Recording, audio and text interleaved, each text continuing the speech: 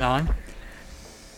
Good evening. We welcome you to our City Council meeting, January 23rd, 2013.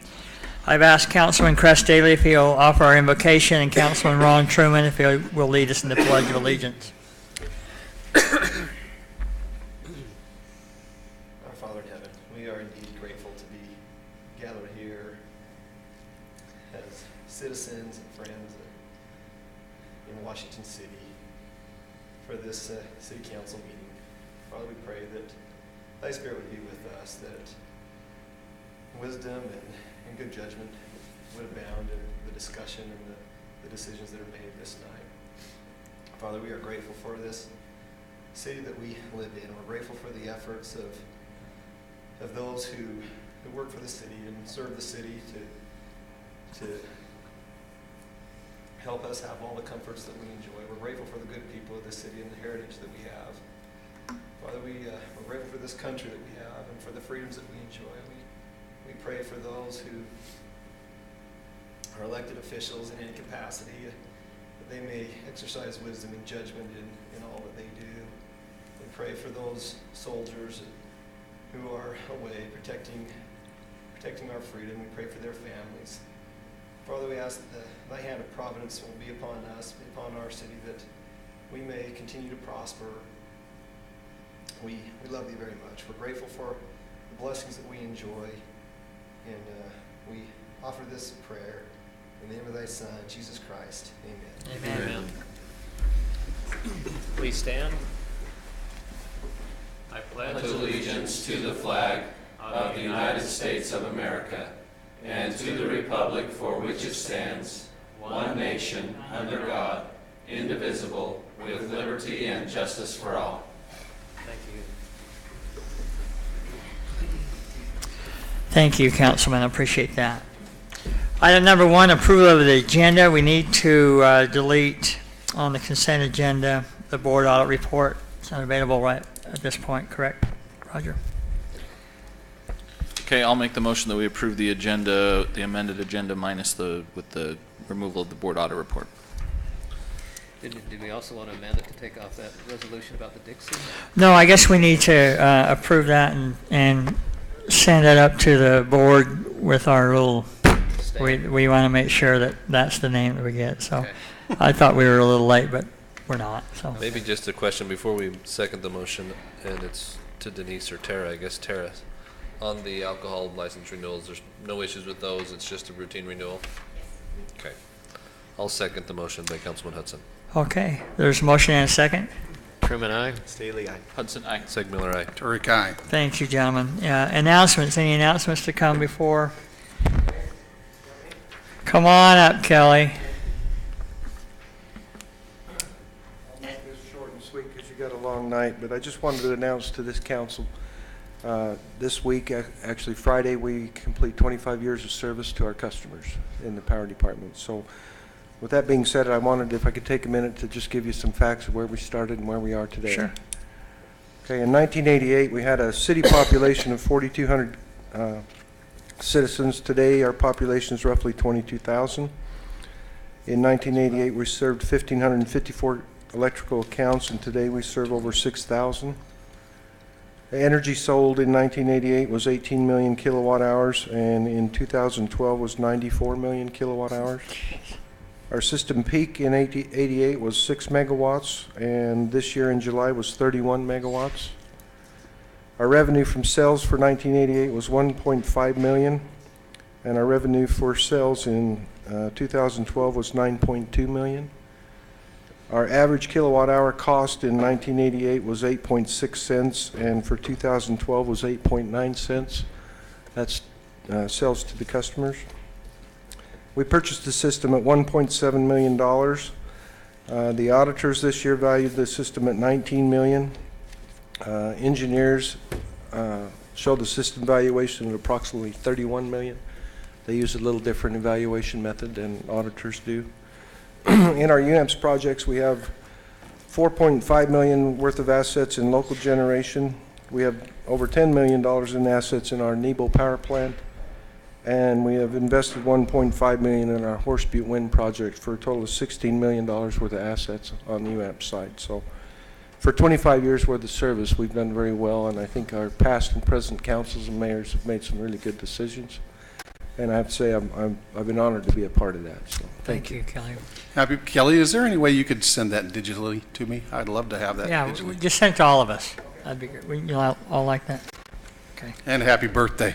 Is it today? Friday. 29 again? No, you, 29 again? Oh, it's not your birthday, it's our birthday. The power company. Power birthday, all right. Sorry. Okay, item 3, any other announcements, gentlemen? No. Item 3, declaration of abstentions and conflicts. Any to declare at this point? None. No.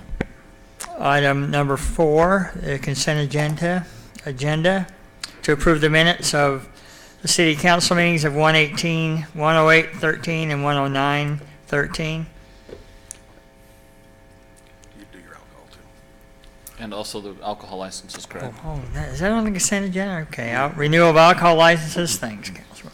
Consideration to approve the following off-premise license for First Stop, Hearts Gas and Food, LLC, and consideration to approve the following on-premise license for Don Pedro's and Red Robin Gourmet Burgers.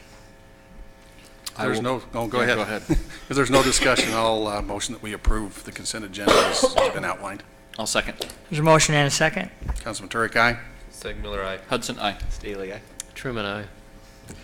Thank you, gentlemen, that passes. Item 5, a plat amendment, consideration to approve an amendment to the Marlar subdivision located at 787 South and 715 South Marlar Court.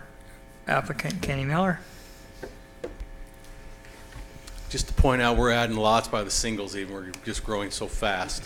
But this is a little bit of a smaller plat amendment, but it is to basically split, as you can see, the existing Lot 4 and create Lot 5 of the Marlar subdivision. It's pretty simple as that. The zoning on the parcel is a residential agricultural 1 acre minimum, and that new Lot 5 meets that minimum criteria. It's a mirror image of Lot number 1 across the street there. Staff reviewed this request, had no problem with this application. The Planning Commission reviewed the request at their January 16th meeting, and they unanimously recommended approval of the amended final plat for Marlar subdivision to the City Council based on the findings and subject to the conditions, which are standard ones for final plats. So with that, I'll entertain or answer any questions I can for the council. Has the applicant indicated plans for this, or is it just kind of get a lot created so? I think you want to build a home on it, because that's kind of what it's for. I think Ken actually said in the Planning Commission he was building, right? So, yeah, that's what it's for. His father owns the rest of the lot back there, so. Yeah. Is there any more discussion? Otherwise, I'd go ahead and make the motion that we approve the amendment to the final plat for the Marlar subdivision located at approximately 750 South Marlar Court, based on findings subject to conditions. I'll second. There's a motion and a second. Truman, aye. Staley, aye. Hudson, aye. Segmiller, aye. Turek, aye. Thank you, gentlemen. Thank you, Ken. Good luck on building your home. Back into Washington, huh? So I say, welcome back home. Yeah. Item 6, street parking. Consideration to restrict the parking along the streets of 3650 South and Washington Fields Road in the areas adjacent to Staley Farm for the dates of February 15th, 16th, and 18th. Applicant Sherry Reeder. I'm not so sure we need to have her. I was going to say, she was in the parking lot. She may have some.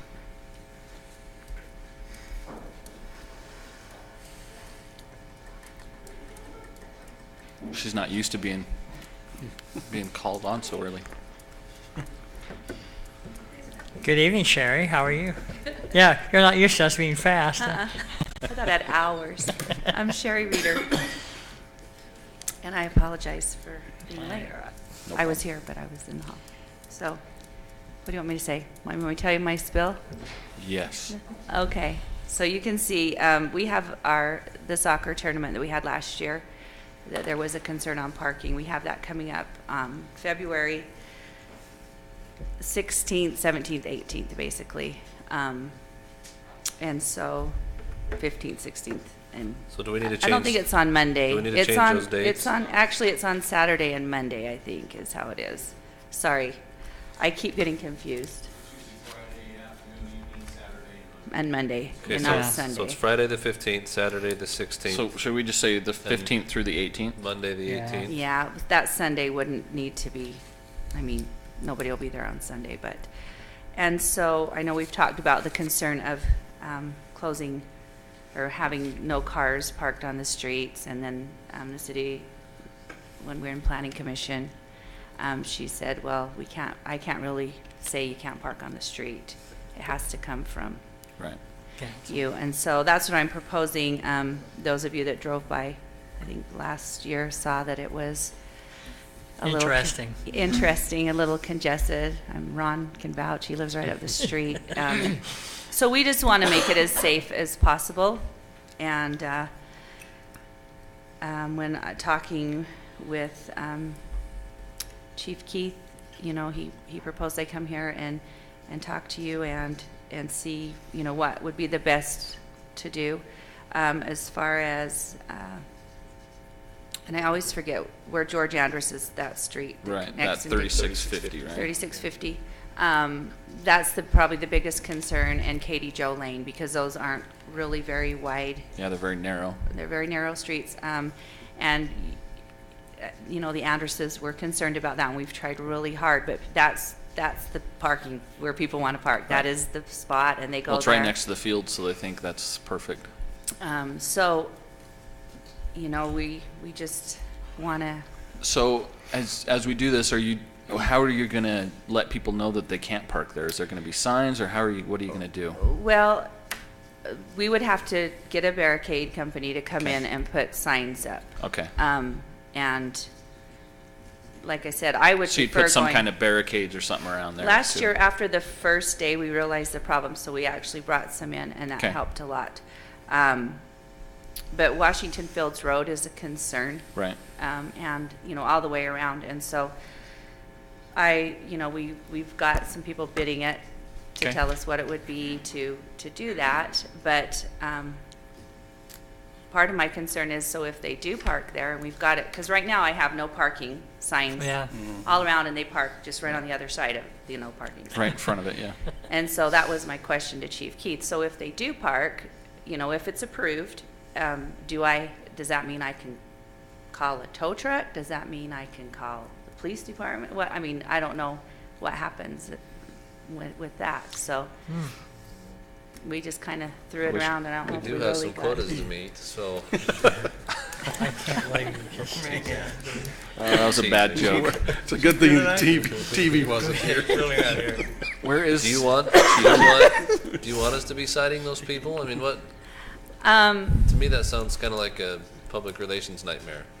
It does. It sounds like your barn's going to be burned down nightmare to me, but I do think that the presence of police officers, or, you know, coming by quite regularly and turning on their lights if somebody is, or, you know, or even a warning that says, you know, I can tell you if I'm parked in someplace wrong, which I try not to do, and I see a police car coming and they stop by my car and the lights are on, I'm hightailing it to move my car before it gets towed. Sherry, just a thought, what if we were to take like a T-post and bring it from off of your fence line to the edge of the asphalt, and then just put an orange ribbon, so it is ribboned off? Yeah, and that was something And then, of Chief course, Keith if you said. signed it every 30 or 40 Yeah. or 50 feet, so there's a sign in the middle of that, then people understand, number one, I can't park there because I'm going to go through the ribbon.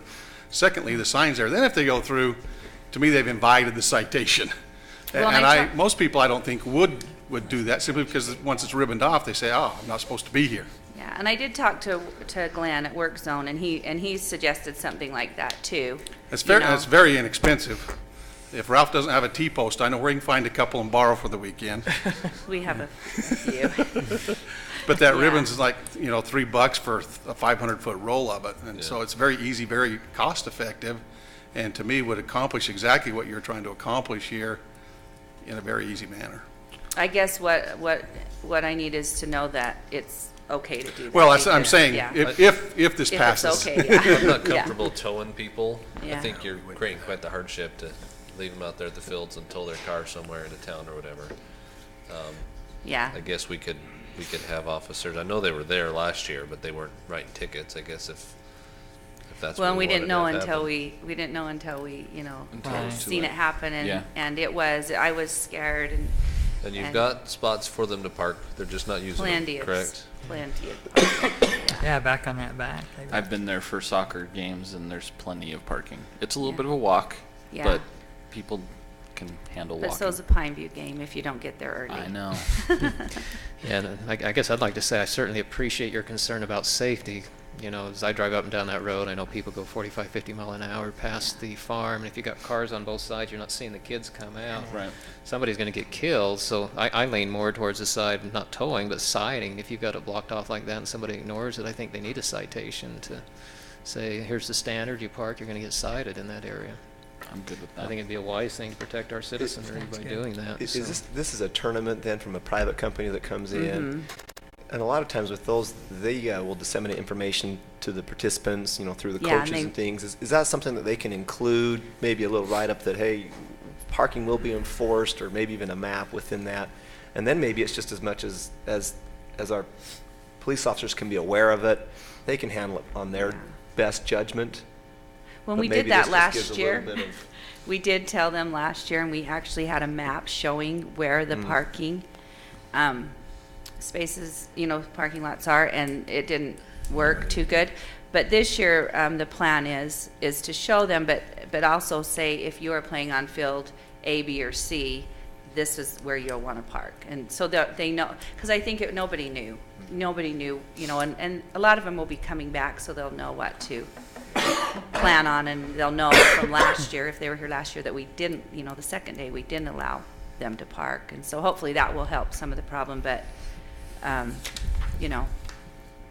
I think that it needs to be something that, hopefully down the road, it's like a permanent sign Right. up there, because as the road widens, you're not gonna be able to anyway, Right. so that's. I think if it passes, one of the things, we'll just have Chief Keith work with Sherry on this, and I think it is important that we try to not only educate, but even restrict, because, once they park there and then trying to find them, you are citing. That's just simply what you're doing. You're not resolving the problem, you're just citing.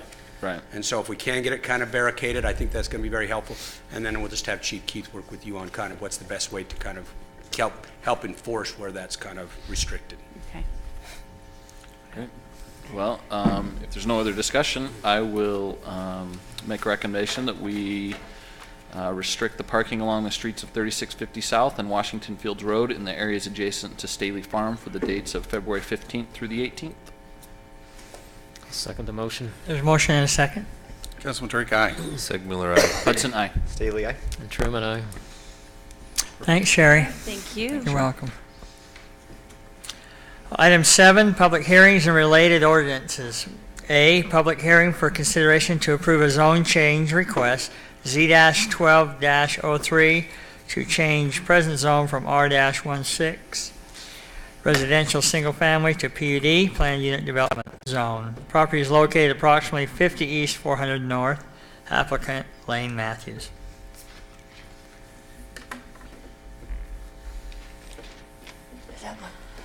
Thank you, Mayor. As stated, is an application requesting a zone change for approximately 0.758 acres.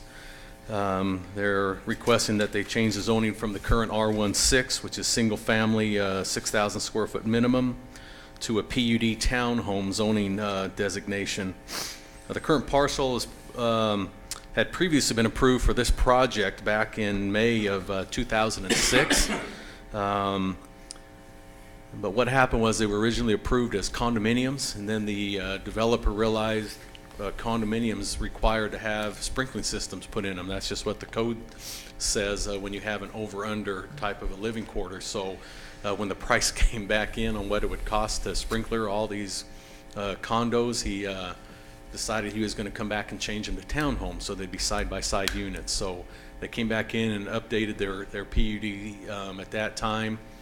By then, the good old economy crash that we're familiar with happened, and so the project never took off.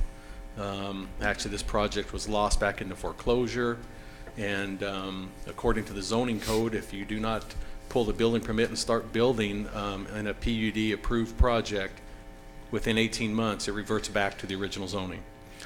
So that's why it's back at the R16.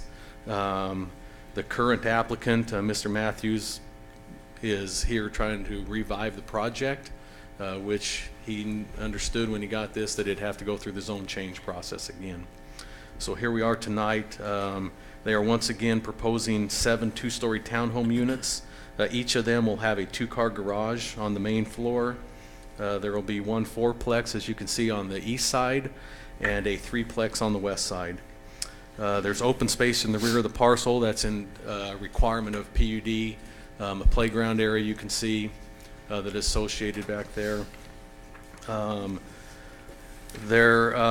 Also, this project isn't too far from the I-15 corridor. If you've been up there and seen it, you can see it out the backyard. There is a lot between this particular project and the I-15 right-of-way with that association. The density on the project will be at 9.3 dwelling units per acre. This is in the general plan designated as medium-high density residential, which carries with it a 7 to 12 dwelling unit per acre allowance. So it's pretty much right in the middle, even actually under a little bit half, I guess, on the dwelling units per acre for that density in this particular part of town. The surrounding zoning is R16 on the east side, on the west side, on the south side, and actually on the north side. We'll just give you a little history. On the north side was a project that was also a townhome project, PUD, that also got approved but never was built, so it got reverted back to the R16. So it is surrounded by R16 property, but it does fall within that medium-high density classification in the general plan. With that, staff has reviewed the project. Staff is recommending approval for the new proposed Crest Haven townhomes. We did that with the Planning Commission. They held their public hearing, reviewed this project on December 19th of 2012, just a little over a month ago. The Planning Commission recommended unanimously to approve Z-12-03 for the zone change from R16 zoning to PUD townhomes to the City Council based on the findings and subject to the conditions as outlined in your report. I also gave you a copy of the minutes. It was we had quite a public hearing in the Planning Commission, just time-wise, and a lot of comment. I would also like to put this up for review. You're not able to get color, I guess, in your Dropbox, so the black and white was what you had, so I thought we might let you see. These are the proposed renderings on this project. Let me back it out a little bit just so we can see that. So the project will be a stucco with a tile roof and some stonework, as you can see along the front. And also, I'll just make note along the back, it's hard to see from the back elevation here, but they will have walls that will extend out to the property lines, kind of giving them their own kind of backyard areas in those particular locations. So with that, I'll be glad to answer any questions that the council may have on this particular request for the zone change to the PUD. And I noticed that it was going to be built out in one phase. Did I read that somewhere? I would imagine so, yes. Drew, I do have a question for you. I'm Okay. curious why we're doing a PUD on a parcel of property that's this small. Our code specifically states that we don't like PUDs this small, which have a small, I'll read you the code. It says planned unit developments are not intended to be used in single-family residential zones to allow multifamily dwellings on vacant lots with street frontage and located between 2 other single-family dwellings.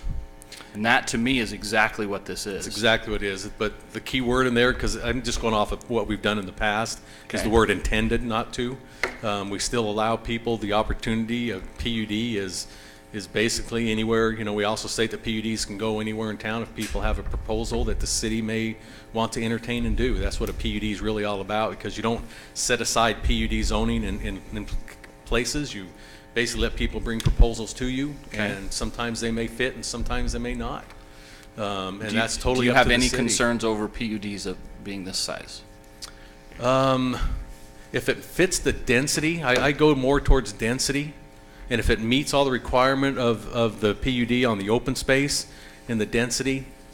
But why do PUDs if we have zoning right next to it though? Regular zoning, that's the whole point of PUDs is to make it so you have a large piece of property, and you can mix the different densities within the PUD. This is one PUD with one density, because it's so small you can't do a mixture of densities. Well, most PUDs end up being, I mean, the ones that we get into more mixed are you kind of push them towards PCDs if they're that big of a project.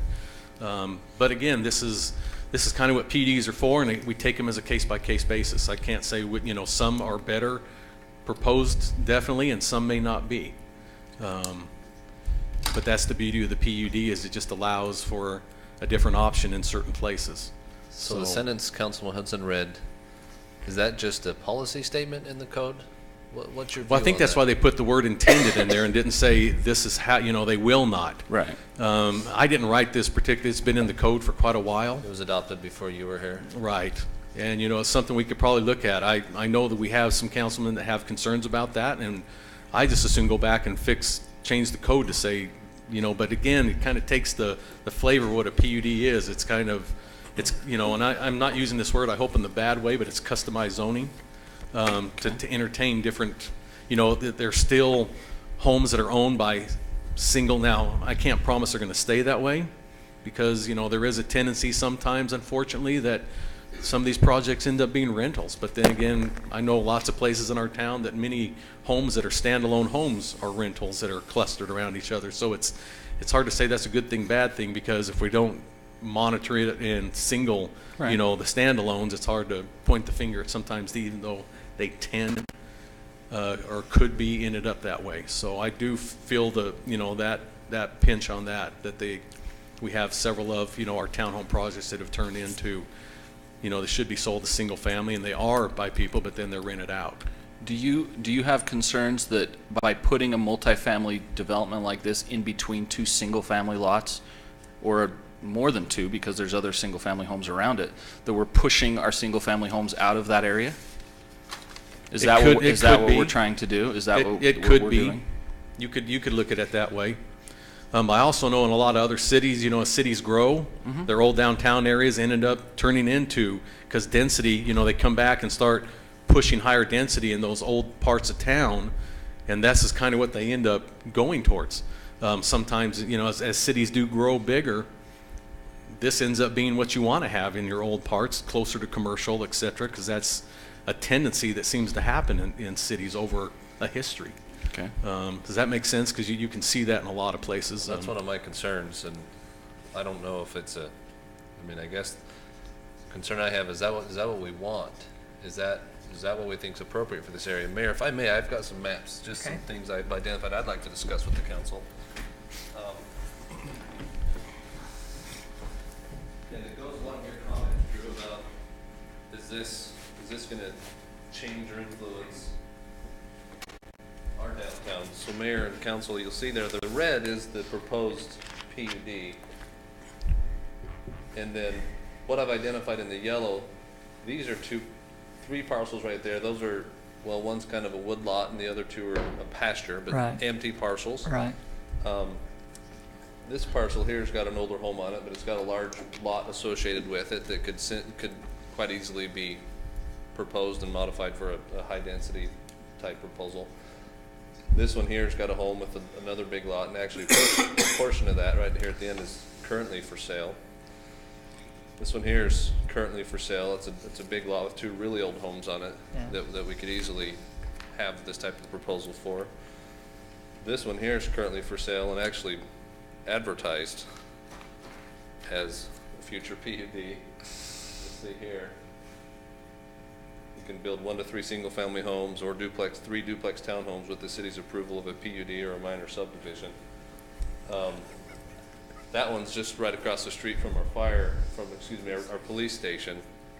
So my concern is if we allow a higher density type zone change on that parcel right there, how do we turn down the applicant for even a higher density or a bigger project right there? How do we keep this from spilling into the rest of our downtown area?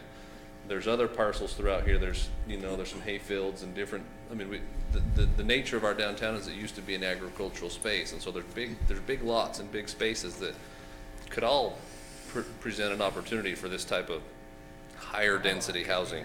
And the question I have is that what we want? Is that what we want to encourage?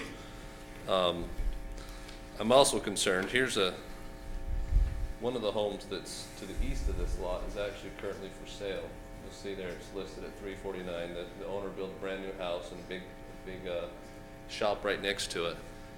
And in my view, that's the type of house that's the type of use we'd like to see be done with these spaces and these areas that are empty, is encourage large homes, encourage homes of value that people want to come to and be at.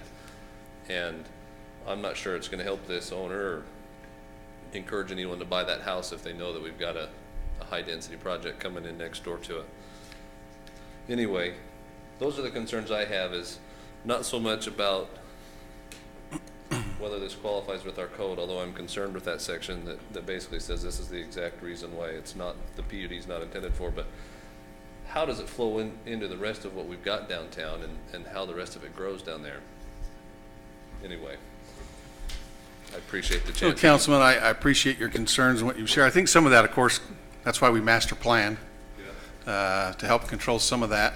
Certainly, PUDs come into play in some of those places. One of the things that I personally like about PUDs is this council gets to decide what they look like. We can design them how we want them to look and make them or help them to fit those neighborhoods, or we don't approve them. And so I guess that's the thing that I would look at into a PUD and say, does it fit? Does it benefit? Does it add to the neighborhood? And if it doesn't, is there a way that we can help the developers to achieve that? And if we can't, then obviously then we don't want it there. And so I guess that's where I look at PUDs, and the place that they play in our community is that does give developers an opportunity to develop smaller parcels, little higher densities, as long as they develop into what we want them to do to benefit the neighborhood and to add to the neighborhood, not detract from it. So I find it interesting that the section of code that Councilman Hudson referred to, and I tell you, I'd most often defer to him on his experience with the property. I would also maybe just point out that through our history, we do have similar projects that have been approved. There has been somewhat of a precedence for this. You look at Cotton Mill Townhomes is 15 units on maybe a little bit a bigger parcel, probably about twice as big a parcel. There's the fourplexes behind the first stop. You got 3 fourplexes there, 12 units on 0.99 acres. Sunview, 11 units, and then Mill Creek Townhomes there next to Dr. Heidemann's office. So there is some precedence for these type of units, although closer to Telegraph Street. A couple of points that I would make is there is somewhat of a need for affordable housing. Not to say this is the only place that could have affordable housing, but there are other projects, Turtle Creek across the freeway, Bluffview Townhomes, there's a lot, but there certainly is a need for affordable housing. And I just forgot my other point, but that was, You were on a good roll. But the other one was that there is a little bit of a need, but yeah, I understand where we're coming from too, is where do you draw the line on density, and what do you ultimately want the downtown to look like? I drove around and drove through some of these, and there are families that want to have a home, that want to have some place to live, and they might not be able to afford the biggest, nicest home, and sometimes I just don't want to be the kind of city that forgets about them too. And so it's kind of a balancing act between the neighbors and the existing residents, but those that maybe are not quite as fortunate. Well, and there is and we've talked about this before in our general plan, and every city's supposed to have one, is a chapter on affordability for your housing. You need to have mixed types of availability within each city. these kind of projects help meet those criteria from time to time, you know, that you do offer a wide variety of different kind of housing to meet all the needs. That is, again, one of our chapters in our general plan that specifically, you know, talks about those things, and these kind of projects kind of help you say that, yeah, we do offer a wide variety of those. I can understand both sides. You could sit, you know, we could debate it a long time on it. What, you know, where is that line? What is that line? I guess is even a better question. What is the line? And where do we want to put that line? I look at things, you know, closer to whatever your commercial areas are. You want to feather out from commercial to multifamily to single family. You also want to look at roadways. We have, you know, in a lot of cases, interstate corridors. You want to put more of your multifamily closer to them because a lot of people don't want to invest in a single family lot a lot of the time next to a noisy highway. Sometimes people are forced to, but generally in the planning realm, you try to, around those major freeways, put more of your multifamily closer to them in that. Because again, the investment isn't as much. Sometimes that's all people could afford, and they're willing to give up that you know, that noise on the freeway, where other people may not want to invest in a bigger lot and a bigger home because they are right by the freeway, kind of, or a train track, or other things like that. We look at all those things in a realm, and again, this goes back to, I guess, my original statement about a PUD. We look at them by case by case, where they may pop up, and we look at all the surrounding, and see that. Now, if we do, you know, grant this, doesn't mean that you have to grant one across the street. I mean, you may feel like you may need to, but there's no rule that says that you have to. If we were to not grant the PUD, and with the current zoning out there and the lot configuration, what would be the maximum units you think they could put on the property? Well, with the right design, he could break this up, maybe get 3 lots out of it anyway, if he could get the access, and depending on what the fire codes are and everything, for a minimum road size back, that he could, you know, zoning wise, square footage, You could get like at 7 or 3/4 8. should be able to get at least 3 lots out of this. Okay. So he could put 3, technically without even the city, you know, he'd have to come back with a minor subdivision, but That's straight zoning, not it'd be straight zoning, you know, that you'd have these 3 lots of a little over 6,000 square feet.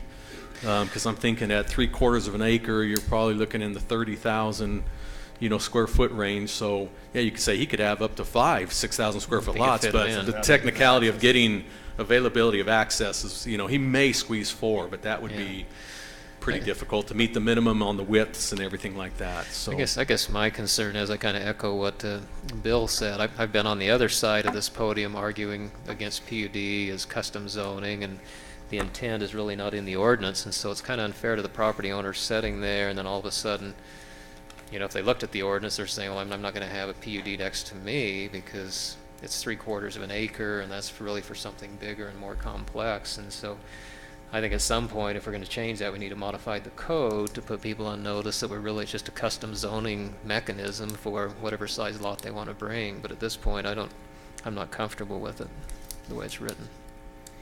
well, there is something I would like to bring, you know, if while we're talking about this, in this particular area of town also, it allows for the R16, but it also allows for R2 zoning. Now go ahead and ask me how many lots we have zoned that are R2 in the city of Washington, and I can tell you on no fingers, we have none. And a lot of people haven't taken advantage of that, and this may be a case also, you know, of these areas to allow. Now if you're wondering what R2 is, it just allows for 2 family residences on 1 lot. Now they can do that in a duplex, they can do that in a upper lower, they could put 2 single families on a lot as long as they met setbacks. I'm actually trying to talk a few people into some lots that are around town into that too, in this, but that's maybe an option too for the, How do you put 2 single-family houses on 1 lot? that's what the zone allows you for if you meet the setbacks. How does that work for sales? Basically what it is you own your footprint and then you have common area, I see. you know, or limited common area, so you just kind of split it, and that's how you would kind of write that up. Or your shared lawn, you know, that's totally up that they do that, but generally they own the footprint and then they share the rest of what's left over. And you're saying that's in the master plan? That's, what yeah, that that's could one of be? the zones that's you know, Because an right now option it's there. R16, correct? Right. Yeah. But you can either have R16 or R2 zoning in not so much the medium high density allows for greater. I mean, it allows for R3. Correct. That's not what he's With asked. our He's going for master PUD. plan. You know, technically, he could ask for a zone change to R3. The general plan allows for that, for them to consider that. And there is no minimum size, you know, it just says as long as and then they come back with a conditional use permit for anything over 4 units. That's why I try to stay away from having them go through double hoops, and sometimes the PUD is the answer. Because your general plan, again, this goes back to maybe we, you know, with the council and the thoughts I've gotten over the past, some of these past projects, we need to maybe scrutinize in depth what we want to feel the downtown area to be in our general plan. That's where the problem, I think, is coming back to haunt us every time, like we did, and we changed that one piece. Our PUD down by Walmart, we were hit about the head by the same sentence. And we changed even the you know, it used to be high density, and then we changed it down to medium high I density, just and remember the so. opponents to that one shared the same sentence, though, which is PUD's not made to be it's not intended, I should say, because that's the word the ordinance uses, to fit into these small lots next to residential things. Now, that other one was, the circumstances are far different than this one. Right, but that's what I love about the PUD, because with that, and let me just give you a little, also to throw that out there, the difference in a PUD is you require to have 30% open space. Now that 30% can't even count as 20 foot around the building. You've got to be beyond that even with 30% open space. In an R16, people have a building envelope of 10, you know, 20 feet on the front, 10 in the back, 8 and 10 on the sides. They can fill up the rest of that lot. So they're actually, you know, filling up more than 50% of the lot, or they could max a house out to the far envelope and have hardly any living, you know, open space around it, according to our code. At least with the PUDs, they're forced to give you so much open space to where it's not going to be so highly dense. If that's, you know, we brought out the point of this being so many units, but it's required to have more open space than an R16 lot is, you know, by definition, or what people could put on the lot. And that's one of the beauties about the PUD, why we want to entertain them and look at them at a case-by-case basis. Because there are some benefits the city gets from that versus straight zoning. Does that make sense? Just wanted to point that out. Okay. Any other questions for staff? Or? Not right now. Okay. Thank you, Drew. This is a public hearing open to the public, and any of you that would like to come up and express yay, nay, hooray, whatever you'd like to, come on up and state your name. And Hi, Council. My name is Lane Matthews, so I'm the one that's proposing the change here, the property owner. So I definitely appreciate your guys' comments and concerns where they're at. And I do have a few answers to hopefully try and address some of those concerns that you do have. First off, as I mentioned, this isn't the medium high density. I think it's one that's an important point in the general plan. With that is, the general plan defines the medium high density when it talks about that as approximately 7 to 12 units per acre. This density allows townhomes and small apartments / condos. Medium high density may serve as a transitional zone between mixed use areas and medium density residential areas. And I think that in this instance, what it really is, it is helping that transitional zone away from I-15. The general plan calls for medium high density when you're north of 400 North. When you get south, and where some of the concerns was on some of the properties to the south, it drops down to the medium density, which will lower, obviously, for projects that maybe look to be put in those areas would have a lot lower density, because it does a difference in density between the north and the south side of 400 North. One of the concerns too was the new home to the east of the property. That is actually Wes Garrett. He is the person who actually sold me this land, and he was advertising it as townhome lots, because the project actually, when it was approved, went through, and all of the site improvements are installed and in. So if you go to the property, you have everything's there. There's sewer lines, there's water lines already all stubbed in, connected into the street. I mean, you turn on the valve back there, the water's coming out. There's fire hydrant installed, the curbing, and sidewalk along the 400 North is all installed. There's even, in talking with Wes Garrett, who's the property owner, next door, the irrigation lines, because there are irrigation lines running through, and that was one of the concerns that was brought up in Planning Commission is, there's going to be a 6-foot block wall around the project, is interference with irrigation lines. We've looked at the site and talked to, the neighbors concerning there of, making sure that there's no issues with it, but also in talking with Wes, there was irrigation lines that were rerouted underneath through the middle of this parcel that's being proposed here. If you look at the site plan, it's, according to him, it's running right under where the pavement goes up through.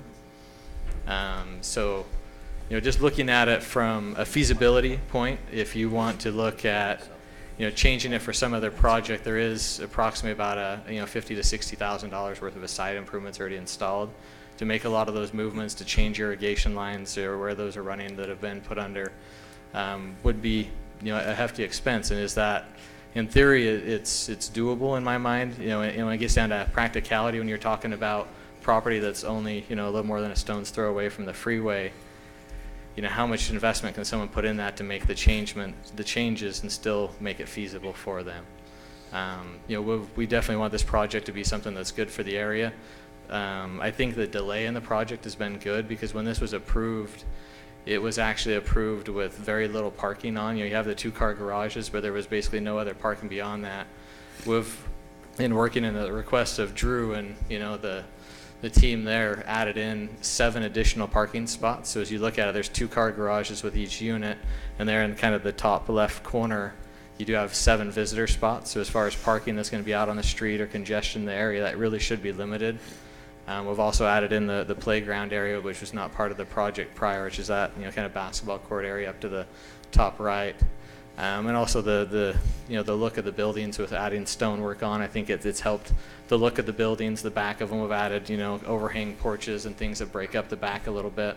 So I think aesthetically, the buildings are much nicer than were approved prior. One other change too, just to go along with, I really think the people that live in this, it will make a nice living area for them, and it kind of fits with the area a little bit. If you look in the backyards, most townhomes, they usually have a little concrete pad, and that's kind of your outdoor area, beyond that. These will actually all have individual backyards.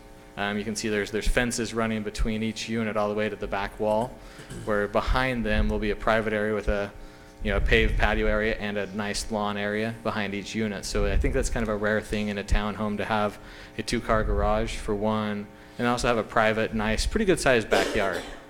So I think they will make very nice living units for families to live in. So I think it will help with the affordable housing and providing a good area for these families to live, and keeping in mind that this is an area that you are pretty close to the freeway. I mean, I have photos of the project if you guys wanted to see some of the improvements that are put in, or even if you're looking at at the front of the project there, you hear the sound of the freeway pretty loud, and so it's one that I feel is a good fit for the area.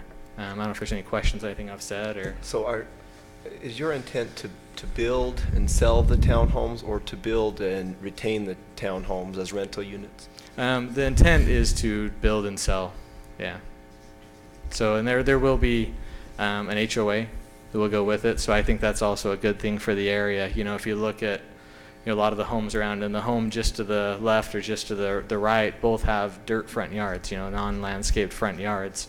Whereas, this project will be a nice landscaped area, have an HOA to maintain it, maintain the building. So I think over time, you never know how any home or any project necessarily will go, but I think one that has an HOA definitely has the tendency to be upkept a lot better and a lot nicer over time, and I think will be good for the area.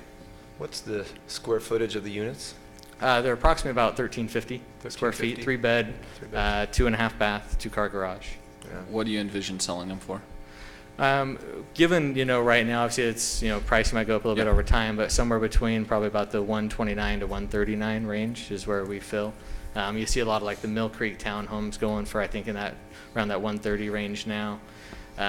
These do have some good benefits in that you are in a smaller project. It will feature lower HOA fees for the homeowner, and you do have a nice private backyard. I think for me, having a young family, looking at something, the first area that my wife and I lived, we lived in a small little apartment that we didn't have access outside. It would be nice to have a little yard, so something that's more affordable, gives you good outdoor private space. I think is good.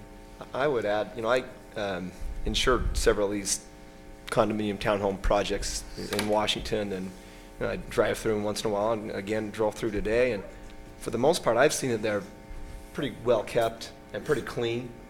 And I do see a need. I've got a cousin that lives in one, and has a young family, and he's able to get into a house and have a place to live and call his own. And I think the fact that they're being sold to ownership, it gives somebody that might not be able to get into a home, it gives them a chance to have that pride of ownership. And at the same time, I know we have zoning, which is the here and now. I know we have the general plan, which is a guide for the future, but we also have the market, and to a certain extent, the market can somewhat dictate what property. But we've got an investor here that's putting money into a project, and because he thinks the market needs this particular project. So Yeah. I don't want to play devil's advocate. I understand both sides of the issues. I've been very torn on this, but I personally would lean to support the project. No, it's one, and I definitely understand the concerns too, and also the concerns of neighbors around. I've talked to the neighbors just to the west who are here tonight, and they'll come up and let you know their concerns as well, to try and work with them as much as we can to make it a good project for the area. And I think having the 6-foot block wall around will provide some good isolation between it and close the project. Making sure that we don't interfere, and that's one that we absolutely vow we will not interfere with the irrigation lines or cause any issues with that. I mean, we're very cognizant of that and understand their concerns that way. So any other questions? Or One of the concerns that I have is your parking issue, mainly because there are no driveways. Mm-hmm. Most often when visitors come, they'll pull into the drive and park to go in. And with this one, obviously, you're parking on the street with any visitors. As best I can tell anyway, there is no driveways, correct? No, there is no driveways in front of you, but you do have 7 visitor parking spots in the top left corner. Correct. My experience with these are you have 2-car garages. You usually get 1 car in them, the other one fills with junk. So your extra car from residents pull into that and become their parking stall. So when visitors come to Friday night or Saturday night, come watch the football game with you, my concern is where are they going to park? Where does that? I guess my experience from this is a similar type project up on 300 that we actually built parking stalls into that still don't accommodate it, and it spills out on to the roadways there, creating traffic hazards onto our roadways. Right now, there's not a lot of traffic that comes across 400. I understand that at this moment in time. Someday, I suspect there will be, at least more than there is today. And then all of a sudden, you've got neighbors there that you begin to impact, and they say, well, it's public street, I can park wherever I want to park. Well, no, and I definitely so understand that is my concern with the densities that you are putting in there. The fact that there isn't, my preference would be to actually let's look at rearranging some unit or a unit somewhere to create, or instead of creating backyards, create front yards, and as part of that, driveways that are going to accommodate some parking. The issue you have there is you do have some setback issues. When we talked with Drew on some of those as far as moving the units back, we did add in the parking that typically is required for this. I believe is 2 visitor spots beyond the 2. Is that right, Drew? Yes, there would be a required 2 visitor spots. I mean, so we're going to the 7 spots, and we did that at an expense because we're going to have to. As I said, the site improvement's already in there. We're willing to go in and kind of break up the top part of that and add in that additional parking, because that was one of the concerns we had looking at the project. I guess the parking. I look at what we encourage and what reality is, and what reality is impacting neighborhoods is reality. And so when I start saying, well, we would only have to put 2 in by your ordinance, I start to say, well, maybe it's time to relook at the ordinance, because reality is that it's going to take more than that. Parking is going to be effective either within that project or onto the streets outside the project. Yeah, even with the parking you've got there, in my opinion. Yeah, and that was one of the concerns we brought up with the planning commission. We talked through that, and that was, looking at the, adding in those 7 spots to try and help mediate that. I mean, with any home or any project, unfortunately, you can't always control where people are parking. If you look at Certainly. You look at Main Street, just at the top of that, and here you go around the corner, and there's single-family homes and people still parking along the street. I understand that, but you can encourage it by giving opportunity. And that's where we were going. And that's what I I'm was saying. along the same. If there were a driveway to go to the garage, most commonly the visitor's going to pull in there, or the spare car is going to get parked into there. Then it creates the visitor parking. As it is now, I see those parking spots being accommodated by residents, and where are you going to put your visitors? Yeah, I mean, I definitely see where you're coming from, and that's where we try to add in more parking. You know, I feel that it's, you know, will be really helping, will be pretty good for it, but I do understand the concern. Have you ever thought of maybe a project with 5 units or 4 units? Is it feasible? Is it something that you would consider? You know, so it's a good question. You know, it's one that when you look at it with the site improvements already installed, you know, the expenses of making some of those changes won't be cheap. It's one that I feel the project is well fitted for the area. Obviously, if the council disagrees, you know, we'll have to look at a way to, you know, try and do something else with the property. But it's one where, you know, you have these site improvements already in there, and there's a lot of money put into that. You know, and go in there and make those modifications, it gets pretty pricey, and you have to look at it at the point of, is it feasible to do it and worthwhile? That's a good question. You know, the one thing to, you know, point out is, you know, as Drew had mentioned, you can look at the R2 zone, and there actually is 4 parcels that's here already. So it isn't just one parcel of land. There's actually 4 parcels here involved. It's true, there are a couple of projects similar to this where there have been some parking issues. There's the other one behind Staley Catering that's you just typically see cars parked there. There are other projects though, Mill Creek Townhomes, Cotton Mill Townhomes, the fourplexes behind the Easy Shop, or the First Stop. There are others that have adequate parking, and again, these have 2-car garages and 7 additional spaces. But those have that's my exact point. Every one of those have driveways that accommodate parking in as part of that too. The Mill Creek's got not enough of a driveway to park on, but they do have a bit of a front yard and a little bit of a buffer from the road. So I see your point there, but the Mill Creek ones, just to point out, do have a 1-car garage and kind of a 1-car driveway. So they would have the same issue if they were using the garage for and then they have storage. They only have the 1 spot there still on the thing. Then they have the visitor parking. They have the visitor parking that and gets used by all the residents. I don't know what their visitor parking per unit is, but I would kind of highly doubt that it's 1 per unit. Probably not. You know, that's a pretty high for me, is to have where you actually have 3 units or 3 parking stalls per unit. But it's a concern. You know, obviously some people use their garage for storage of things other than their cars. My wife doesn't allow that personally, but do you know who owns the parcel straight to the north of you that looks like it's a garden spot or something? So there's kind of 2 spots. There's the one I'm thinking of is just directly north of your parcel here, straight so towards you have the Don freeway. Johnson, who's here tonight, who owns the one. If you look to where the line goes across the left, just north of that, he has his home. Correct. Correct, and there's a parcel. His parcel cuts over to halfway here. Yeah, halfway over. There's a map if you want to see it. And then over. Yeah. Yeah, so there and then to the street. So. And then the one that's there to the top to the right was approved for the PUD prior. And the one to the top to the left is Don's property. So the one already has the home on it, correct? The one that's No. Yeah, they have a modular home with a pretty large backyard right correct. Yeah, Okay. that's the Johnson one. we don't prohibit access to the Johnson property, do we, with this? Is there access No, they have access off of Main Street. Off Main?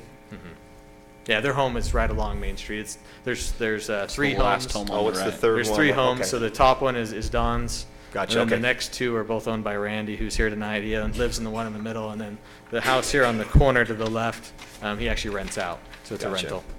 Yeah, he's got the 2 properties, and then I know Mr. Johnson, and I just didn't know where he lives, so. What would be the practical result or the feasibility of putting in the homeowners association documents that owners can park in the visitors' parking spots? I mean, we'd look at that. And You then- know, I don't and know I think if that's a there's- great idea. I know that Pine Valley Townhomes, it's very restricted. It doesn't eliminate the problem, but it does a great job of, and they enforce it. I mean, Yeah. it doesn't solve the problem, but it eliminates a lot of the problem, and to the point where it can jeopardize. Because it would seem like, you know, if you have no limitation on it, sure, that's just a free parking, you're going to fill your garage up. If all of a sudden you say, you're prohibited from parking there, they're going to be making more room in their garage or whatever they're going to do with their stuff, and it might ease that parking issue somewhat. I think that's would have no problem with that. I mean, it's, like I said, we're trying to help this project be a good thing for the area. You know, right now it's just been kind of over the years left. I mean, it's kind of an eyesore if you look at it now. I mean, all the sewer lines standing up, and I really feel that coming in and finishing off the project, nice buildings, nice landscaping will be a positive thing for the area. Councilor Truman, what was your suggestion on that visitors parking to do what? In the homeowner association documents, you preclude homeowners parking in the visitor parking stall. In those 7 extra spots?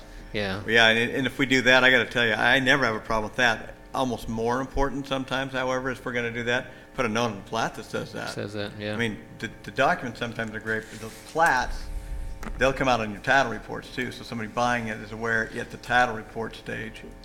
I think that should be a condition of approval, that something ought to be showing up to that effect if we were to approve it. Could the unintended consequence of that be that second or third car of the owners being on the street, which is probably worse than being in one of the additional parking places? I mean, that's what. Well, you have parking regulations. I mean, if they sit 72 hours and are not moved, obviously, the city then gets involved for nuisance stuff. True. And so, and most commonly, people are not going to park on the street and walk to their house. So if it's a car that's moving all the time, so that would. If these really are for starter homes, typically you're not going to have a young family with 3 cars. Probably, Yeah. No, I'd definitely be open to that. And even if, you know, I don't know if you want to make all of them so they're all visitor parking, or even you leave a couple open and then you make 4 or 5 of them visitor. I mean, we're open to do whatever you guys would feel best on that. I mean, I don't have a problem with that.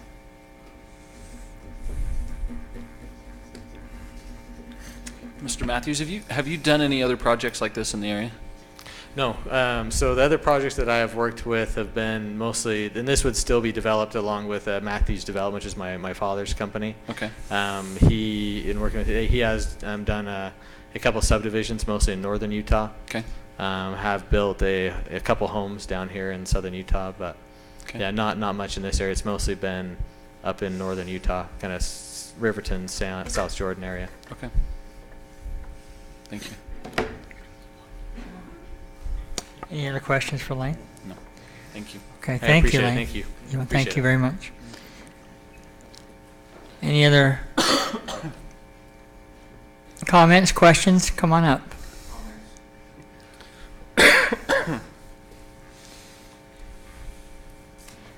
My name is Jerry Bowers. When I moved down here, almost every one of these PUDs was greater than 70% owner occupied. Right now, it's down to, well, it's only about 40% of these units are owner occupied. It's virtually impossible to get an FHA loan on one of these complexes because you don't have enough owners in the complex. So the odds are this is going to be nothing but rental property, maybe 2 or 3 years down the road. May not be initially, but so you're going to, being close to the freeway might be a good place to put rental property, but that's what I think should be looked at. This is not going to be owner occupied, it's going to be a rental. And yes, it's well designed, well thought of, and that, but I don't know if you want to have more incentive to go over and have more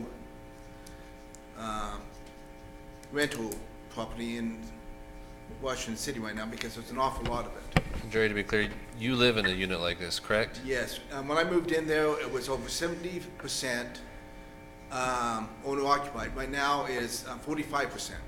And which unit do you live in? It's La Vedina. So the one to the north of the highway from here? Yes. Yeah. And you look at some of the other units in Washington, and even in St. George, it's almost all the same. You cannot buy in these complexes anymore if you're going to do an FHA loan, because FHA will not allow. They have the thing where it has to be at least 70%, I think, between 65 and 70% owner occupied. And none of these units are that way now. And there's no way you can put a condition on there, so you might as well just consider it for what it is. This is going to be rental property. Thank you. Thank you. Anybody else? Randy, come on up.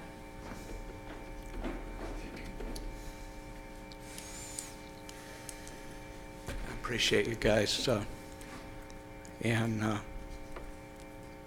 the record, state your name, please. I'm Randy McDonald. I live at 446 North Main Street, I own the two properties directly to the west of this project.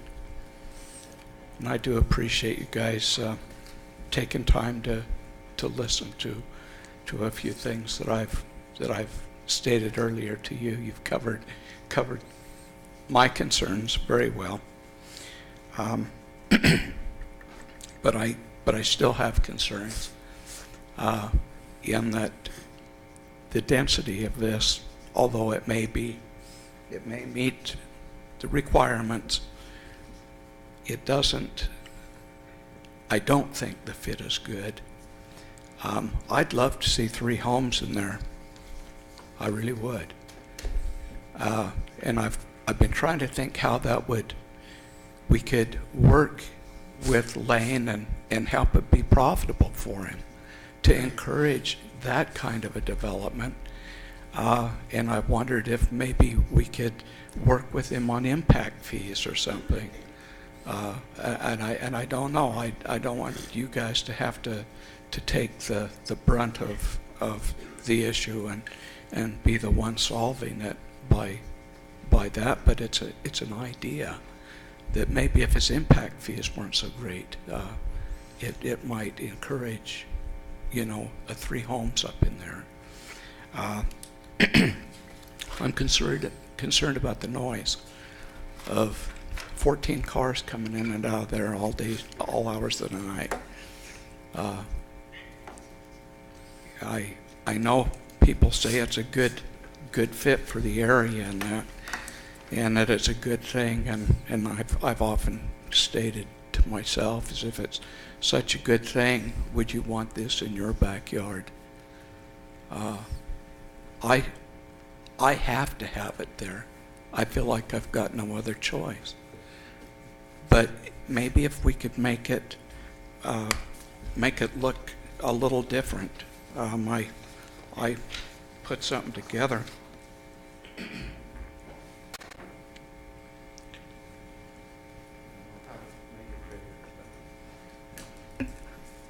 Give you 5 units on the one side and parking on the other.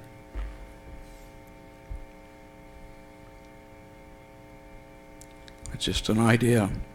You have covered parking on that side so that there's no on-street parking. It would solve the problem. But here again, is it fair to Lane? We want to be what's fair, but we're going to be the ones that are taking the brunt of this for years down the road.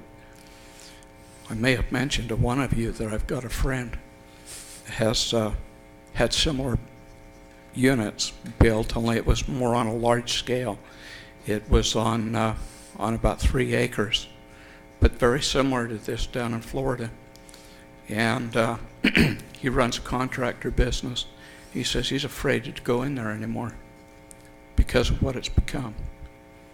And while this may not be that way, are we willing to take the chance that it will be? I mean, we've got no guarantee of ownership of these. As the gentleman before me stated, this very well could turn into apartment buildings. So I think that we need to work smart here and not get ourselves in a mess. The Planning Commission said that maybe there could be parallel parking out on the road. Well, I don't think that's an issue. I don't think that's a solution. Mr. Burnett of the Planning Commission said that this is a blighted area, and so we just build more bad to a blighted area instead of trying to make it nicer. Granted, I know that we've got some noise with the freeway, but I chose to build my home there or live there, and I don't think that just because I've chosen to live there and put up with the noise, I don't think that when you've got a bad area, you just keep adding more stuff that's bad to the area. That's not a solution. I got thinking that if the area is so blighted, maybe I could get a break on my taxes. Hasn't worked, huh? I've never heard of just empty lots being blighted. I've heard of old rundown projects becoming blighted. I've never heard of just empty stuff being determined to be blighted. Yep, So your that's a new Mr. one. Burnett sits right there in the planning commission, had a few words to say to me, including that my area was blighted. And he felt like because I own a corner lot, my corner lot is worth as much as other people's. But I hate to tell him, you know, almost every block in this community has 4 of them. So here again, I wish it would be reflected into my taxes, you know. But that's that's pretty much my worries. I can't tell you how much it means to me that you guys listen. I've been to the planning commission, but I've been here, and there's a flavor that's happened here since I appeared last time, and I appreciate that.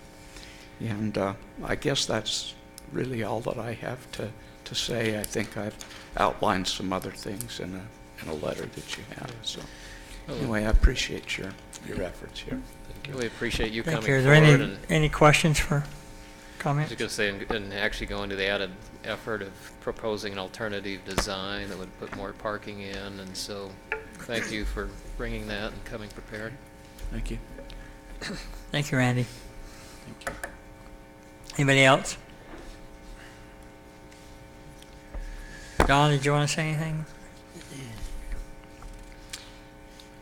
Mayor, if there's no one else, I'll make a motion that we close the public hearing. Okay, there's a motion to close the I'll public hearing. second that. And a second. Truman, aye. Daily, aye. Hudson, aye. Segmuller, aye. Turek, aye. Okay. Excuse me. Item B, consideration to approve an ordinance adopting a zone change requesting Z1203 to change present zone from R16 to PUD planned unit development. Is there a motion? I'd just like to have a little more discussion, Mayor, if you don't Okay, mind. absolutely. You all know I live very close to this project, just around the corner.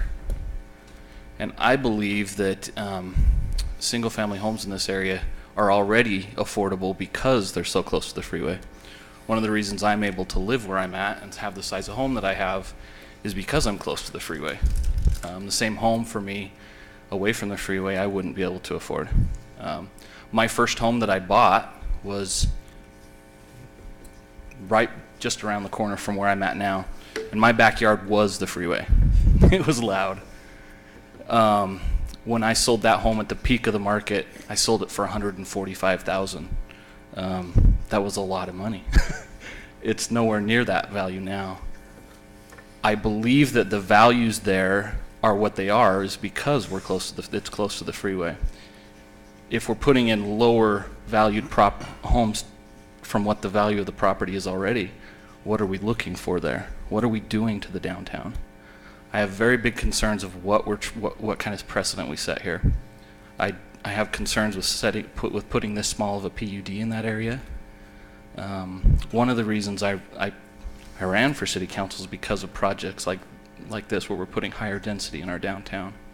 And so for me, I am not in favor of this zone change. One thought I've had while we've talked about it is, and I don't have a ton of experience with HOAs, but I've got probably more than a lot of people. These really small ones are prone to inactivity, especially if they're not owner occupied, and even if you had all 7 owners living there, if you don't have owners that are inclined to hold board meetings or enforce CC&Rs or do any of that, the HOA is only as good as the people who are there to enforce them. And so, I mean, there's nothing what we can do to change that, but that's something that happens in the small ones. Now, you could also have somebody move in who's a retired property manager, and he'll enforce them to the greatest extent of the law. I don't know. That's all they do. Yeah, that's the only thing they have They wake up to do 'em. Thank you for those comments. Any others? I've got one question for the developer, if he wouldn't mind. Just, have you invested any more as far as in plans other than just your elevations that we're seeing here? What have you invested as far as into design other than just a picture? Oh, so I mean, as far as the design, yeah, we had to rework quite a bit of that as far as coming up with the both the elevations and the site plan. The site plan has changed, mostly with the parking here in the back, adding in the playground area, as well as, kind of reworking the look of the buildings. Drew and them had some specific requests of ways to improve the look of the buildings that we had to go back and work with an engineering firm. So, I mean, we've been working with this since, with engineers since about September. When you say you had to go back with an engineer on the look, I mean, what kind of ideas, if you don't mind sharing with us, were you talking about you had to go to an engineer? Well, it's all produced by Pope Engineering, so it's the engineering firm. So it was mainly adding something on the picture. Yeah, so they do all that work. Through a window here or put a shutter here, basically. I mean, we're not talking a redesign engineering of it. It was more aesthetics. Aesthetics mostly. We did change up, a little bit, like I mentioned, adding on some eaves on the back and things of that nature, adding the stonework in the other. It's aesthetic mostly with that. The site plan here, most of the changes were taking out. It's actually moving the trash area, which is over on the left side of the property, up into the middle to accommodate that additional parking. Working with that to accommodate these changes while still meeting the PUD criteria as far as open space. So I mean, that wasn't the bulk of the investment. The bulk of the investment is obviously purchasing the property. Certainly understand. I guess what I'm trying to ascertain is somewhat, if we were to go back and look at a different design, such as the one that was presented here this evening, what type of cost do you think that you're going to incur to go back and relook at maybe laying the units a different way, a different looking unit, maybe a separate unit rather than a fourplex and threeplex, maybe an individual, kind of like the Mill Creek townhomes situation. There's a little space between them. You're probably looking, just for an engineering firm, probably $2,500 to $3,000 for that. My main concern with that would be the cost of actually where the infrastructure for this project is in. So it's not so much the design plans that where you're going to have the cost. I mean, there's costs associated with that, obviously, with an engineering firm, but is going through and evaluating what changes actually need to be made. I mean, because you're going to have to stub off and cut out lines, water lines that are already installed. You have going back in, sewer installed with everything. And as I mentioned, that according to Wes Garrett and what he's mentioned to me, where they rerouted the irrigation lines to run under. So just looking at those costs and what that would be would be. Yeah, but if those lines are in the roadway and we maintain the roadway, obviously we're not going to have to reroute anything there. I can see you having to cut in some more sewer laterals. You'd have to dig up the and roadway some water laterals. You're at. And you'd have to dig into the roadway to do that, and hopefully you don't hit the irrigation that's going through there. And just having dealt with that in my, working with my dad a lot, where on Matthew's development, any project you go in where there's water lines, it's bound you're going to cut a water line somewhere. Sure. It's unfortunate, but it happens. So that's the main concern, is when you look at what investment needs to be put into a project that's this small, and talking about a project that is closer to the freeway, where you're talking that the value of the land already is somewhat lower. Are you going to be able to recoup that, and does it actually make sense to do it? And well, this is one of my concerns is the elevations that are there. I think it overwhelms the neighborhood. And so I guess I'm looking for something that maybe is a little more compatible, a little more, and I'm looking at costs, extra costs. What are we going to throw back in your lap if we say, go rework this thing and come back and talk to us another time? I mean, so I guess that's what I'm trying to ascertain. It would be, it would be pretty substantial. So you have to look at, the drainage areas, and there's a retention pond and things on here. So, there is a lot of things that go into it. I mean, just the cost of it, but also the time cost, of having to work with this and go through it is pretty substantial, and you have to look at it. Does it actually make sense to do from a financial perspective, knowing the amount of money that's already invested into it? And that's where when you talk about the home next door with Wes's home, he was able to sell this property and move away, and that's how he announced it and promoted it, was townhome lots, because that's the only way that it had any value.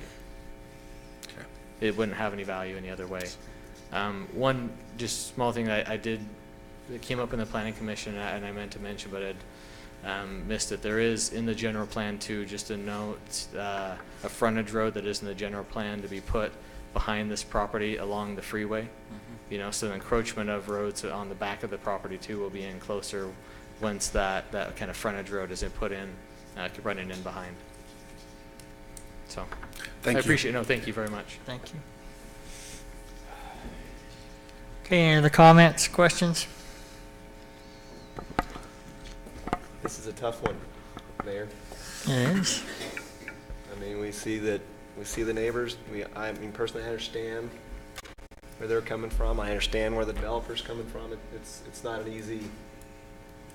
easy item before us. With that being said, is there a motion to be brought forward? I'll make a motion that we deny the zone change request Z12-3 to change present zone from R16 to PUD. I'll second that motion, There's a Mayor. motion and a second. Are you looking at me? I'm looking at you. Councilman Terry Guy. Councilman Segmuller, aye. Hudson, aye. Councilman Staley, nay. Truman, nay. Okay. Could I just ask a favor, Mayor? Usually when we deny something, we have a stated reason that, just to help that, Okay. if that's okay. Based on, let's see, I'll make a motion that we deny based on the PUD in this, the small size of the PUD in this neighborhood is non-conducive to the single-family homes next to it. Okay. That's sufficient? I'll second that restated motion, Mayor. Okay. I stay, aye. Segmuller, aye. Hudson, aye. Staley, nay. Truman, nay. Okay. That's denied 3-2. Item C, public hearing for consideration to amend the Washington City Code Title 9 zoning regulations, Chapter 18 signs. Drew Ellerman.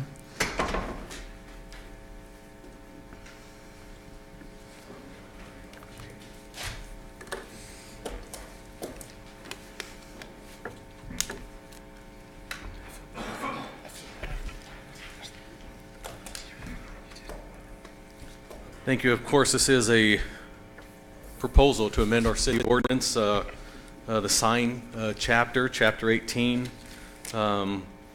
This has been with the Planning Commission for several months. As the council knows, this started back, I think, in the summertime when Council Starkey brought this to the attention of our city council about the changes happening with billboards and animated signs. And at that point, then the council was asked, and they put a moratorium on those kind of signs for a while. Gave us some time to look over that and to find better information and work through that process. As the council knows, I think that moratorium ended on November the 20, something in the 25 or 6 day of November, but the Planning Commission had started the review process of this change, so it became pending ordinance. And it was tabled a few times.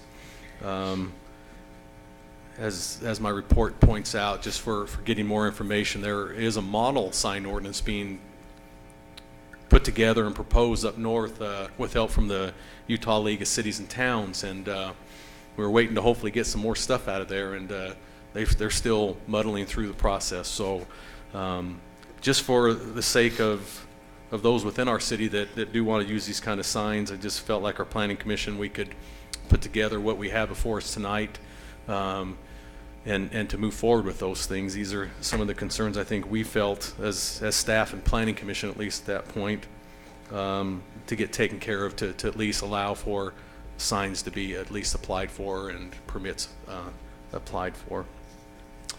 So with that, also reminding the council is, I think, two weeks ago on the Tuesday, we had this on a work session. Gave you kind of those proposals to look at, and we had some discussion, and I finished up what the Planning Commission's recommendations were from their meeting 3 weeks ago. We've advertised and done everything we're supposed to, and And before you tonight are those options. Of course, they're the next 3 items in 3 separate ordinances. We've learned over time, if you're doing multiple changes, it's best to separate them out. That way you can hold one back and still push forward other ones that you may not have a problem with. And so that's why you see the 3 different ordinance changes, because they're in the 3 different subsections within Chapter 18 there. So with that, again, in subsection 4, we're basically changing definitions, and we're just adding a few that are now more conducive with the signs that are out there with the animated, What are all the these changeable dots? copy. What are all the dots I see at the end of many of those? Usually, generally what we do is we don't write the whole thing out. It kind of just saves in paper and time, and that's just a common practice I've seen, is that you start that sentence because that's not changing. It's the ones, so you'll see the dotted ones above and below, the ones that are being proposed changed.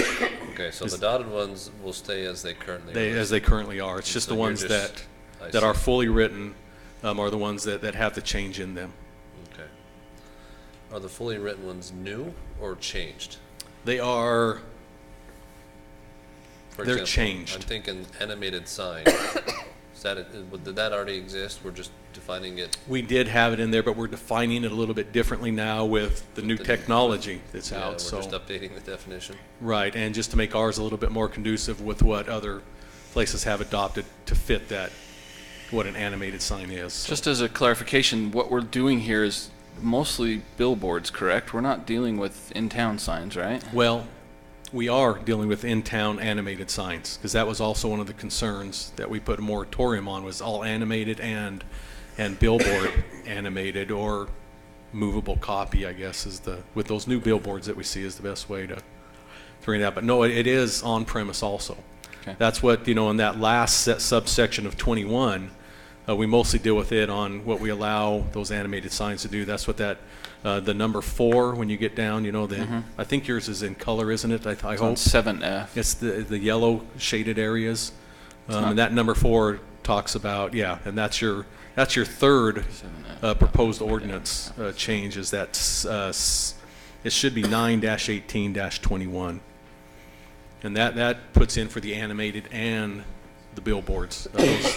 It's in the footnotes, number 4 and 5 are what the proposal is. So, can I ask you a question, Drew? Yes. Have you seen these animated signs, these billboards that we've been talking about so much? I have. Where have you seen them?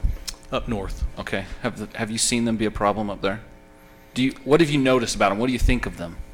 Because I just went on this vacation to California, and they were everywhere. That's all they had, pretty much. Is Personally, everything I they want. really enjoy them. I like them, and the fact is that you're not having the same dull, stagnant sign up.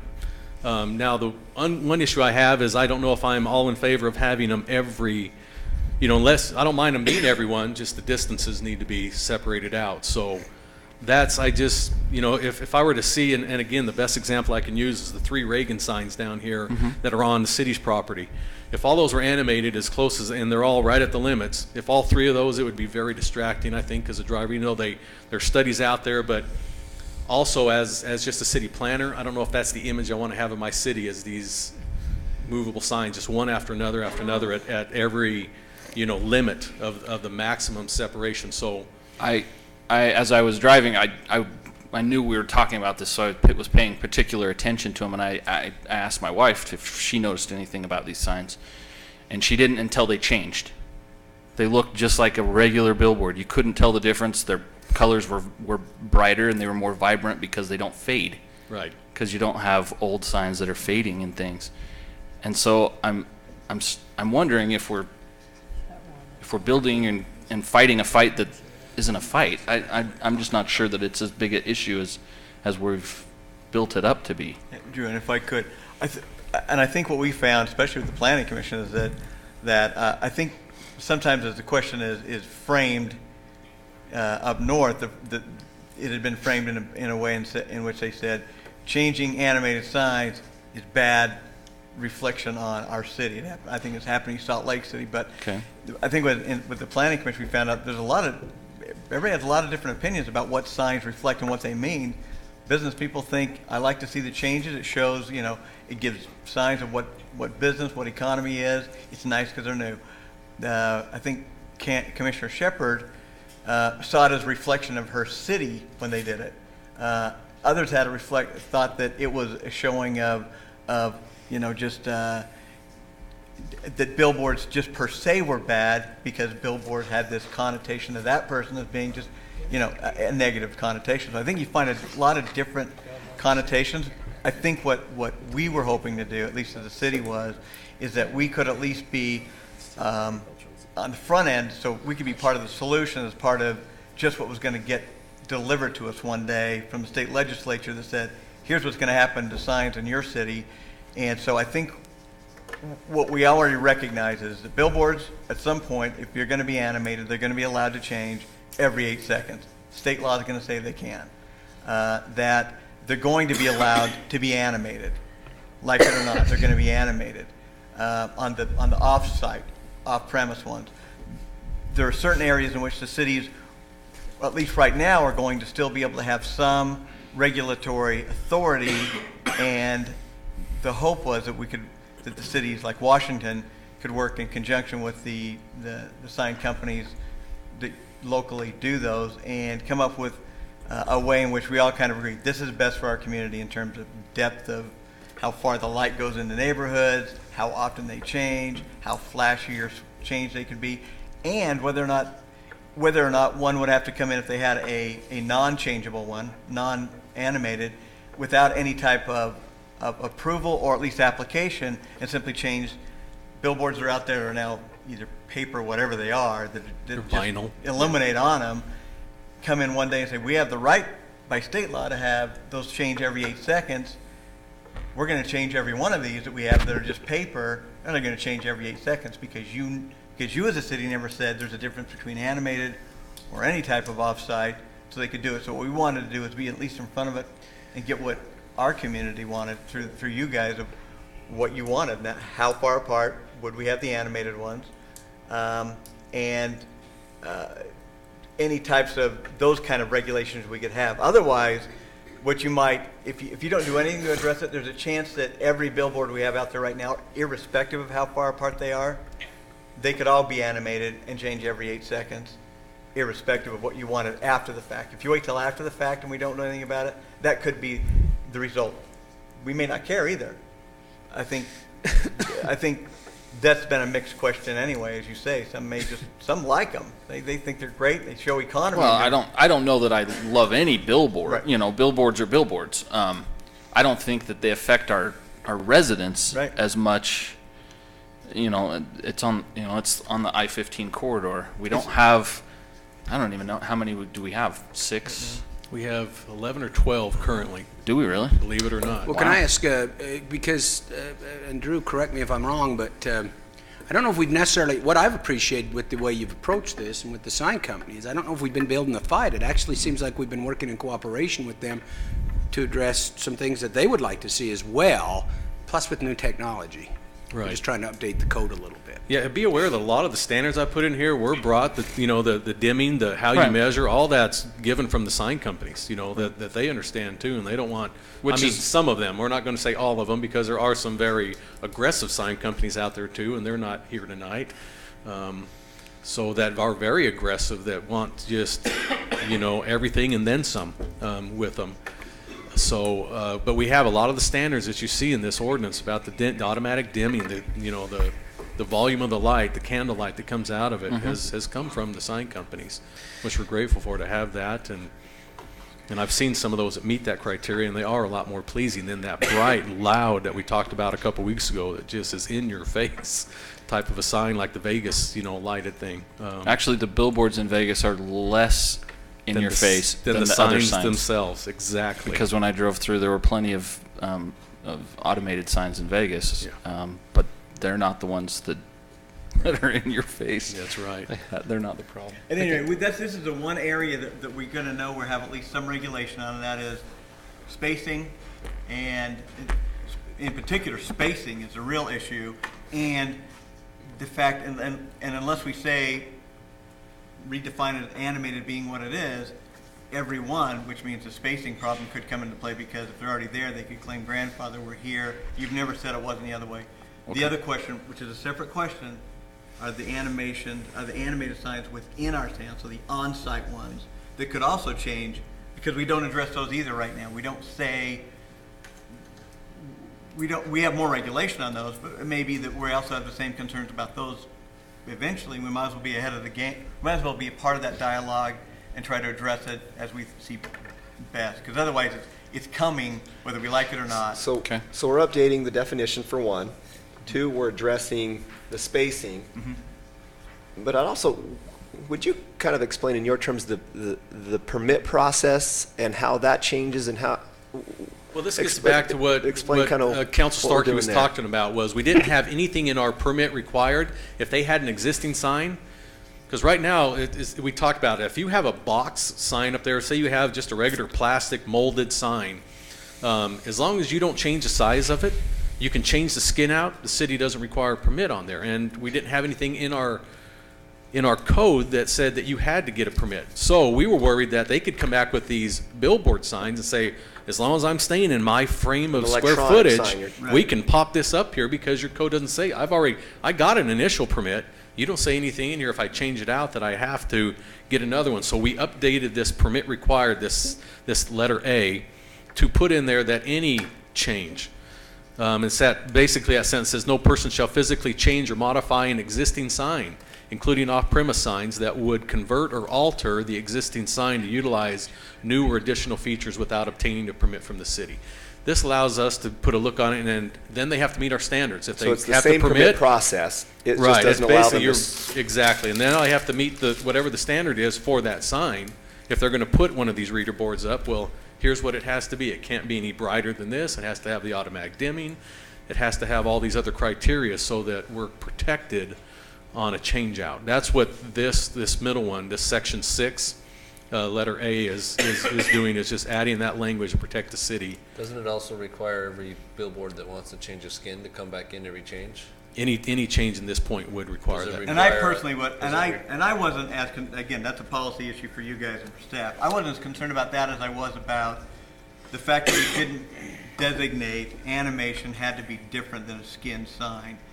Because, again, for that very reason, we may not have anticipated they would be to animated signs every 8 seconds if they already had a skin up. Whether they change just a skin or not, again, that's an issue for probably staff. And the council and for you can guys. set that. We can do a policy change, I think, down in this. Say if they're just changing out a vinyl skin, But as it's currently we just want to written- look at it and make sure it's okay and just do a review, and then they're on their way. This also applies, let's say we've got a Sunrise Engineering that just wants to replace their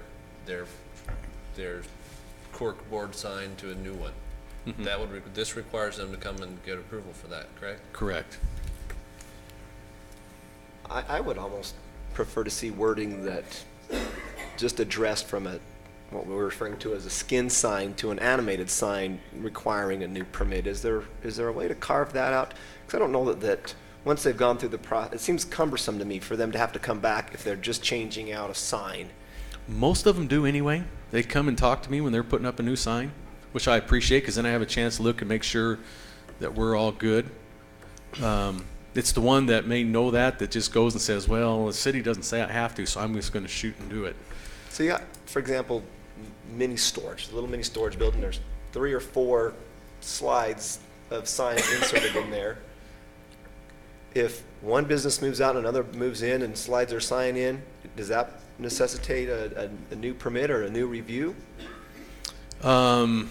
Technically, you might say it would, but we wouldn't on those. It's if it's changing, it's sliding out. That's what we do right now. You know, the policy is that if it's the same size and they're just changing out, you know, it's going from, you know, Joe's Muffins to Cindy's shoe cobbling, and it fits in the same thing. No, they come in and ask us, and we just say, no, you just get the new skin and put it in. So, because the main concern, right, is that they take this existing sign and they come back with an animated sign which may not fit the parameters which we're discussing tonight, right? That was my main concern. That was my initial main concern, is we'd have to switch out like that we just didn't anticipate. Didn't know how to explain to citizens if they came and say, yeah, hey, Council Truman, how come that sign now changes every 8 seconds and you didn't have anything to do with it? I want to make sure that we knew that was going to come and we could address that. I think as Drew looked at it, and his staff looked at it, they saw some concerns that might also fit well with if somebody's coming and doing skin changes or other things. The initial concern was mine was that they would shift to a completely different idea of what we thought the signs were. They went, to 12 a minute instead of just the one skin all day long. Drew, do we currently, I'm sorry, I probably missed this, do we currently require them to come in on a permit with a skin change? No. No, they'll come in and ask, but right now it And wouldn't have you be. perceived a problem with Well, I us will not because currently the only, requiring that? I see I'm where you're talking going. about just the skin. Right. The problem I might have now is that someone could come in with these animated, because the boards aren't very thick. They're just like your flat screen TVs from what that they can pop in. And so let's just say it's one of those 1 foot by 3 foot, but it's just a plastic skin that said Joe's Muffins, but now Amy Shoe Cobbler comes in with an animated one that has all the But bright doesn't lights that, and doesn't everything. that fall And- under your definition already of animated, and that would trigger that required application? I'm really just still talking about the skin change. Right, the skin change, people will come and check with us, and as long as the perimeter of the sign doesn't change, because we base our sign, that's our biggest thing, is we look at the square footage, what's allowed. So the And- existing code in 918-15, the way our sign ordinance reads is, here's all our restrictions, and throughout it, it'll say, unless you're a, what's the word? A sign that doesn't require a permit. In other words, you gotta meet all these things unless you're an exempted sign. And in 9-18-1510, one of the exemptions is a changing copy sign, and it says, the changing of the message on a permitted sign that has an approved marquee, reader board, electronic message center, or other replaceable copy area. In other words, that type of a changing sign does not require a permit, as we currently stand. Surprisingly, it mentioned electronics. Yeah, it's a surprise, but for. Well, I back then. think even back when that was written, we there were ways of having flashing lights go across Yeah. and stuff. I think that's probably what we were anticipating back when it was written back then. Kind of like the. Yeah, you remember the old arrow one that had suspect. the Yeah. chasing white light and then the yellow arrow that, and the message board on Remember it? there was Pac-Man stuff. And they had little four legs on them, looked like, creepy robots. Well, you had the light, the arrow that had the. Yeah, the constant arrow that chased itself, to the thing. So. And again, so we get back to the, that one of the biggest changes is in that section 21 or subsection 21, those last two, items that we talk about. So what are we going to do with your change in the permit required and this changing copy section? Shouldn't we actually be removing that? We probably should remove that because this will cover that. Yeah, they'll conflict if they both remain. So we probably want to strike that. And again, this is why I'm kind of glad we broke these up into three. So when it comes that time, we can just, or as part of the motion, well, I don't know, maybe we ought to just table and readdress or see what we have to do to then strike that particular thing out, because this will cover that. Well, I think it's been a good discussion, but maybe the best idea is to table it and work it to get it a little closer. Yeah, and like I to said, I'd where we're thinking. recommend just we table this particular one, if that's okay. One of the other questions I wanted to discuss is the distances. I know the planning commission spent. Where is that in these? I'm not seeing where the distance, is that at the chart? Is that where the distances come in? Well, you first come in, if you go right, it's in the existing code right here on the off-premise, on that other. Okay. Off-premise signs are subject to conditional use permit approval, shall be at least 1,500 feet from any other off-premise sign that is located on the same side of I-15 and requires the approval of UDOT.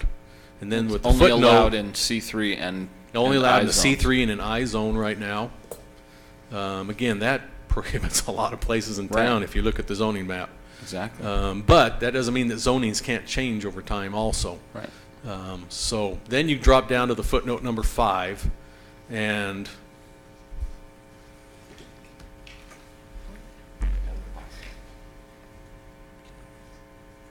we get into the special standards for off-premise electronic reader signs.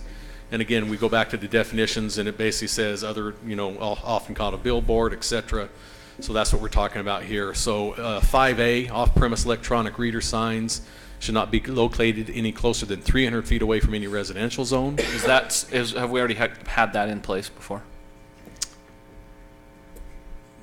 It was, but it changed. The original, I think, How many of our existing billboards are within 300 feet of a residential zone? So those ones would they be precluded from switching to electronic?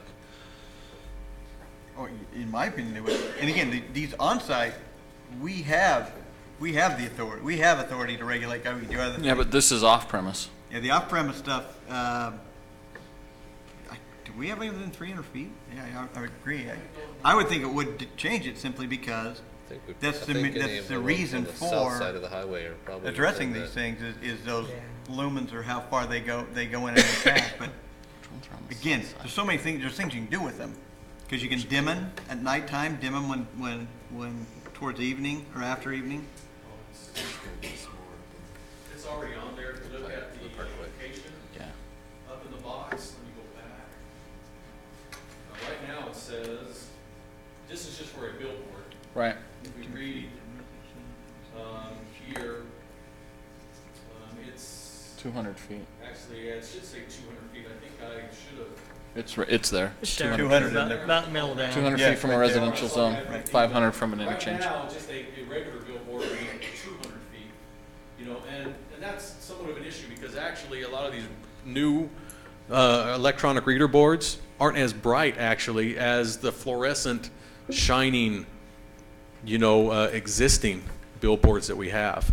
When you have that overspill of that fluorescent light or whatever they use, it may not be fluorescent, but it's could be a halogen or the spotlights that shoot up on it on the ones. I think the spotlights most are times worse. they are, especially if you have a white, you know, totally white background billboard with you're going to get a lot more backsplash off of that, and so, you know, this one just says on our current ones they're allowed 200 feet. Would it behoove us to change one or the other so we're consistent? We probably could, and we'll let if the council wants to make the new one. It might be easier to change the proposed one, then we don't have to go back and again worry about And this. if behoove doesn't show up on our minutes, I would be really sad. 'Cause I like that. We don't have to. And I'm fine with that. I mean, if we're allowing regular billboards right now to be 200 feet, and I think there's going to be a lot more light. You guys are bored with the billboard talk? Thanks for coming. The ice cream's melting for the root beer floats. They got to get going. And staff has no problem probably dropping that down because the more I've thought about it and with the regulations, I actually think there's probably going to be less light. And if you have these boards, you know, it's been shown that the light doesn't shoot off to the sides up or down. It pretty much directs out the way they're designed. So they don't have a lot of, you know, overspill of light. Exactly. So I have no problem with going to being consistent and being 200 feet down in the, you know, the yellow and 5. Okay, so we'll change that on A. And then on B, the next one is where it talks about Yeah, our B, distances. off-premise electronic reader signs shall not be located any closer than 4,500 feet of another. So in essence, what that is, 1 out of every 3 will be a electronic reader board in this proposal. That's on the same side of the road, but then if Same it's on side. the opposite side, it's 2640 Right, if we read on radial feet, right? Yeah, so it's 4,500 100 feet of another electronic message side on the same side of I-15, measured in lineal feet.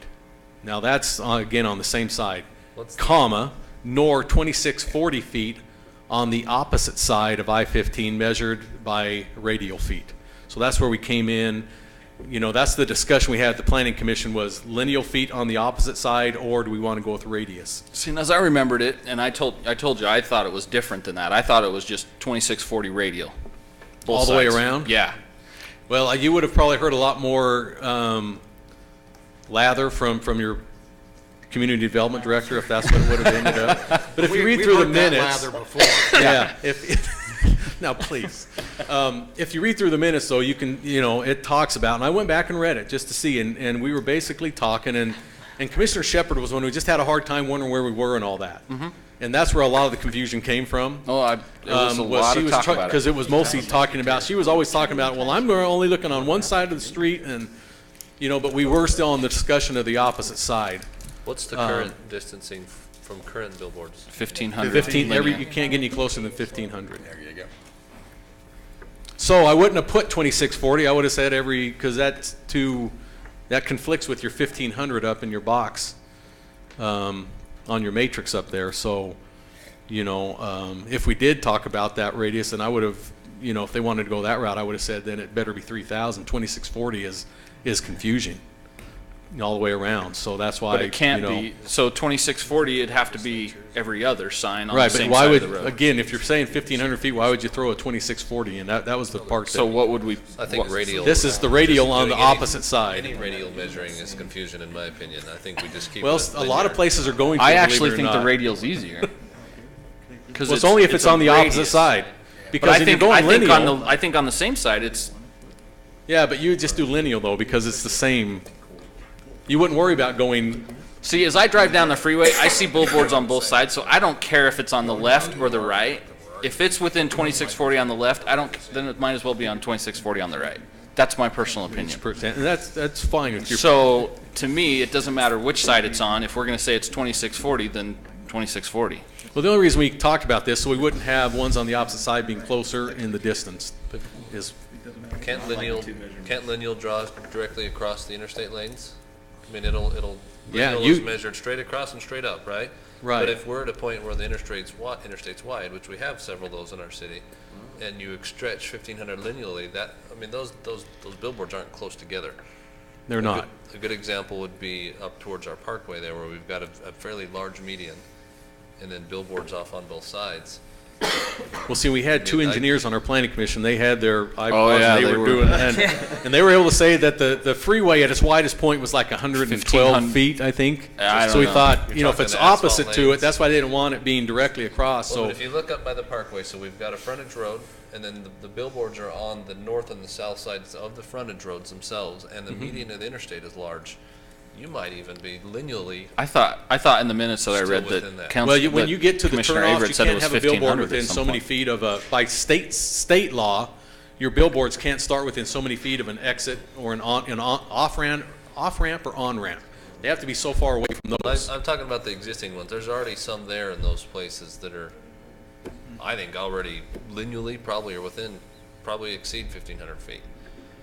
On the opposite side, they would, but Yeah. right now, the way the code's written, it's on the same side. They're not any closer than 1,500. So, let me ask you this, okay? What is our concern with having the concern with having all of the signs be animated?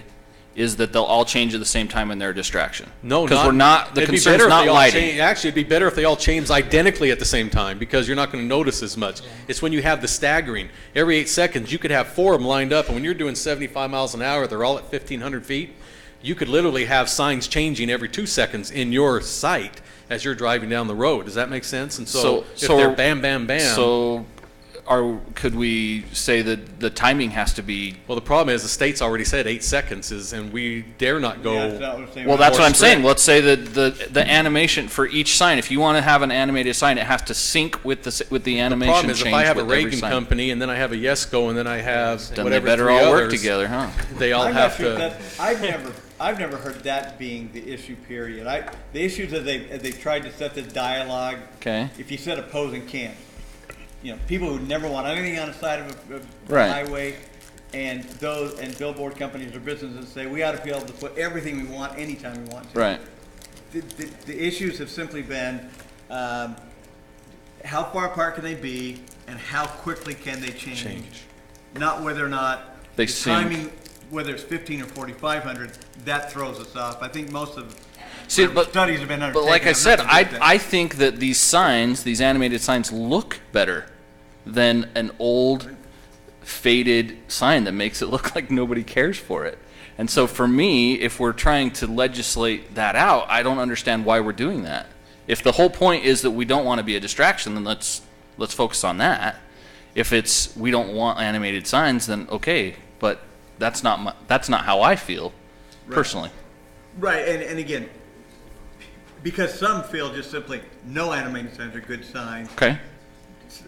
For all I care, it's because they don't want sign companies to make more money because they can ship. I don't know what the reasoning is. I can just tell you the studies are going to be so polarized, it's meaningless. That's why I ought to come back to city council to do locally what they'd like. I agree. So I think the only issue, though, I think you're going to have the 8 seconds. State's going to tell you how quickly they can change it. Okay. We can't make it longer. We can make it longer inside of our cities. Right. Where it doesn't have anything to do with the freeway. So the issues are simply going to be how far apart you're going to have them. And you guys, again, I think a sign company would be happy to say, yeah, 1,500 feet and have them change also. I think that you're going to find most cities down here are trying to move away. If they're going to be animated, they're going to have to be farther than 1,500. I think the sign companies have all come to accept that's probably what it's going to be. But as Council Turek points out, at the end of the day, if all the cities kind of get together and push them out too far and make it so it's just so that the sign companies put a lot of pressure on the legislature, they'll come in and tell us how far away they're going to be anyway. Well, So I think you got to set them what you want. Yeah. If the state changes it, nothing you can do about it. Okay. So when it comes down to it, I'm just saying you can have them every other one if Right. you want, every 3,000 or every one out of 3. Okay. It's up to the council. Staff would recommend 1 out of 3. Okay. You can go 1 out of 2. You know, every other can be animated and every other is a standard. Do you take that position a little bit, that the whole philosophy is we wade in instead of dive in? Meaning that you can always come back and remove, lower Yeah, those it's harder to go restrictions. backwards in this case. It's easier to go forward and say, okay, now we're going to let them. The problem is with that, if you have some of them that are every third, you can't, you know, then they're going to be side by side. So, but I think the state's going to know this year I would think so. Who knows? I think it's not going to be there's not going to be the same emphasis and battle up there this year, because I think cities and towns said, this is dumb. We just got to get together with sign companies and see what works okay. And a lot of cities are for moving everybody. forward with you know, these kind of movements like we are seeing here. We're a little bit, I think, ahead of a lot of people, which is good. But again, it comes down to what the council wants to, you know, prefer. If you want to keep, you know, I recommend we keep the 1,500 feet apart, but it's up to the council. If you want to drop that down from 4,500 to 3,000, every other sign being an electronic reader board. So I think my opinion is that the provisions, for example, regarding dimming and brightness those have more value to me than the spacing ones. Absolutely. The spacing one is, No, the dimming is the biggest one to me even. those are the ones that to me really address the issue. Exactly. As I drive past electronic signs, I'm really only going to get one view of one image. I'm not going to see that thing switch 2 or 3 times. So I'm seeing the same amount of signs with one good image as I go by. What's the difference of seeing the same amount of standard signs with one image that doesn't switch? Right. Now, the guy behind me might see a different image than I saw, and the company may be able to market that in a way to the advertisers. Mm-hmm. But my experience driving past those signs is going to be about the same as it was already going to be if they were the standard ones. Yeah, see, right now the technology is, it's a fixed. You know, the signs that distract me is when you have like boats sticking out of them and stuff like that. You gotta love them, though. somebody I love the wrecked a creativity boat. of that. Those are the ones that I'm Peterson probably boat. in Utah County. I always remember that in Salt Lake There's County. always birds sitting on those boats. But right now the technology on the billboards is just, you know, you have an image and in 8 seconds you get, it's just a sliding picture comes. Yeah. But the thing I guess that I want to throw in there is that if they can make these smaller ones be the animated moving, you know, with that, I still say it's not too far that your billboards are going to have that coming down the line too. And so that's why I guess my reserve is not to have them every one, even every other one, is just because I can see the technology coming down the line that they'll be able to do that with those new boards. So at some point, every billboard will be a different movie clip. Exactly. You'll be trying to They're going to watch show and you'll previews have to an hour down the next James Bond will be. Stay awake. How can you text Keep me while you're awake. doing that? As long as I don't have to pay $2.50 more every time I go to buy a 3D billboard. Oh, yeah. We've already got Gotta drive movies. your windshields will have Drop them 3D off built at the into county, them. yeah. We could get Jaws 25. We got movies in our cars, movies on our billboards. If you can't watch your movies in your car while you're driving, why should we watch them on a billboard? Right. I guess that's one of my things that holds me back from jumping, 2 feet in, is just because, I'd rather, wiggle my toe in there for a while first and see how everything pans out. As I look at it, I think that I agree with the candle light and the footlight and the dimming, those are real important. But I also think there's an issue in spacing because, you know, you drive through Vegas and they are the movie images on a lot of those billboards, and it's easy to get distracted. If you got one every 1,500 feet with a different movie, I think it comes down to a safety issue. But if you have more space, there's less time to focus on a particular board that's got a moving issue going. Obviously, we're not advertising here the same things we're advertising in Vegas, but you never know. Yeah.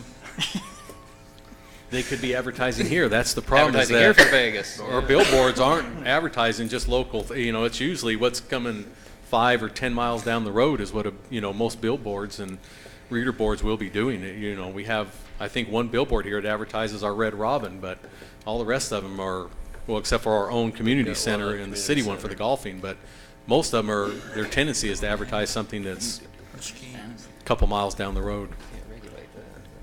So, with that, I think we've kind of covered everything, so I want to ask you if you have any questions for me. I think we talked a lot. We do have the public hearing though, Mayor. So. Yeah.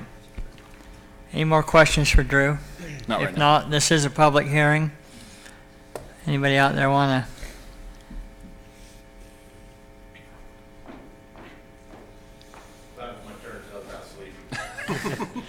All right, we're talking about billboards. It's been a long day. I'm Mike Helm. I'm with Yesco Outdoor. And there's a few things that obviously I want to touch on. The first one that jumps out at me is the permit that would be required to change a vinyl on a sign. Obviously, I mean, and I know Drew said that they do come in and check with him before they do so. The salesman out at our shop here in St. George told me the same thing, that they do stop by and try to let you guys know that they're changing a vinyl. To pull a permit would be really cumbersome, mainly for, we get a lot of guys rotating through, and it's never the same guy that goes out and throws the vinyl. And so to try to get all those guys on the same page that they've got to go in and fill out a permit application would be, like I said, it'd be really cumbersome. And if it's not required now, I just don't see why it would need to be required in the future. Vinyls are hung with what we call gripper rod. It's fiberglass, 1/2-inch rod. It goes through pockets on the ends of the vinyls. The guys cut a hole in that, or in the vinyl, and hook a ratchet strap to it, and it's wrapped around the faces. So it's nothing structural that gets changed. It's, when they're done, they roll them up and bring them back to the shop. They use the same gripper rod and the same ratchet straps 90% of the time. So that would be my request, is to not require a permit for our guys to come out and change a vinyl. Okay. You don't have any problem with the fact that if any of the vinyl is going to get changed to animated or electronic, you're going to have to come in and pull a permit though? No, and I think that's a good idea. I mean, if you've got a sign out there that's 15 years old and you're about to throw 7,000 pounds of load weight on the face, you want to know that it can hang there and not fall off. Yeah. I think that's a good idea, definitely. A lot of the Salt Lake City, before Salt Lake started their ordinance change, they were concerned because they didn't have anything in there, like Drew was saying, to stop a sign company from coming in, taking those face panels off and just throwing a new face up. A digital face.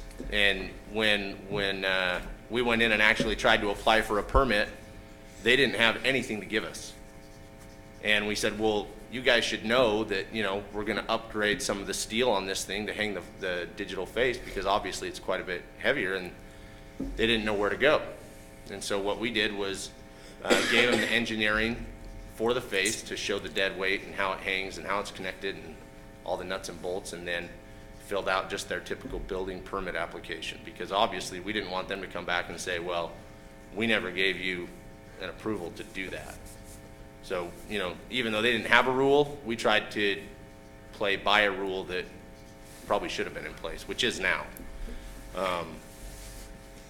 So yeah, I do support, some kind of building permit that would, make sure that it's up to snuff.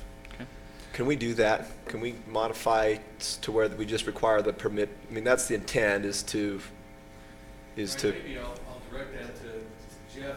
Maybe we could do a footnote on here, Jeff. Would that be possible in this? And just say, I mean, I gotta get the right word. Vinyl, plastic or Skin change. vinyl skin covers would be exempt from this.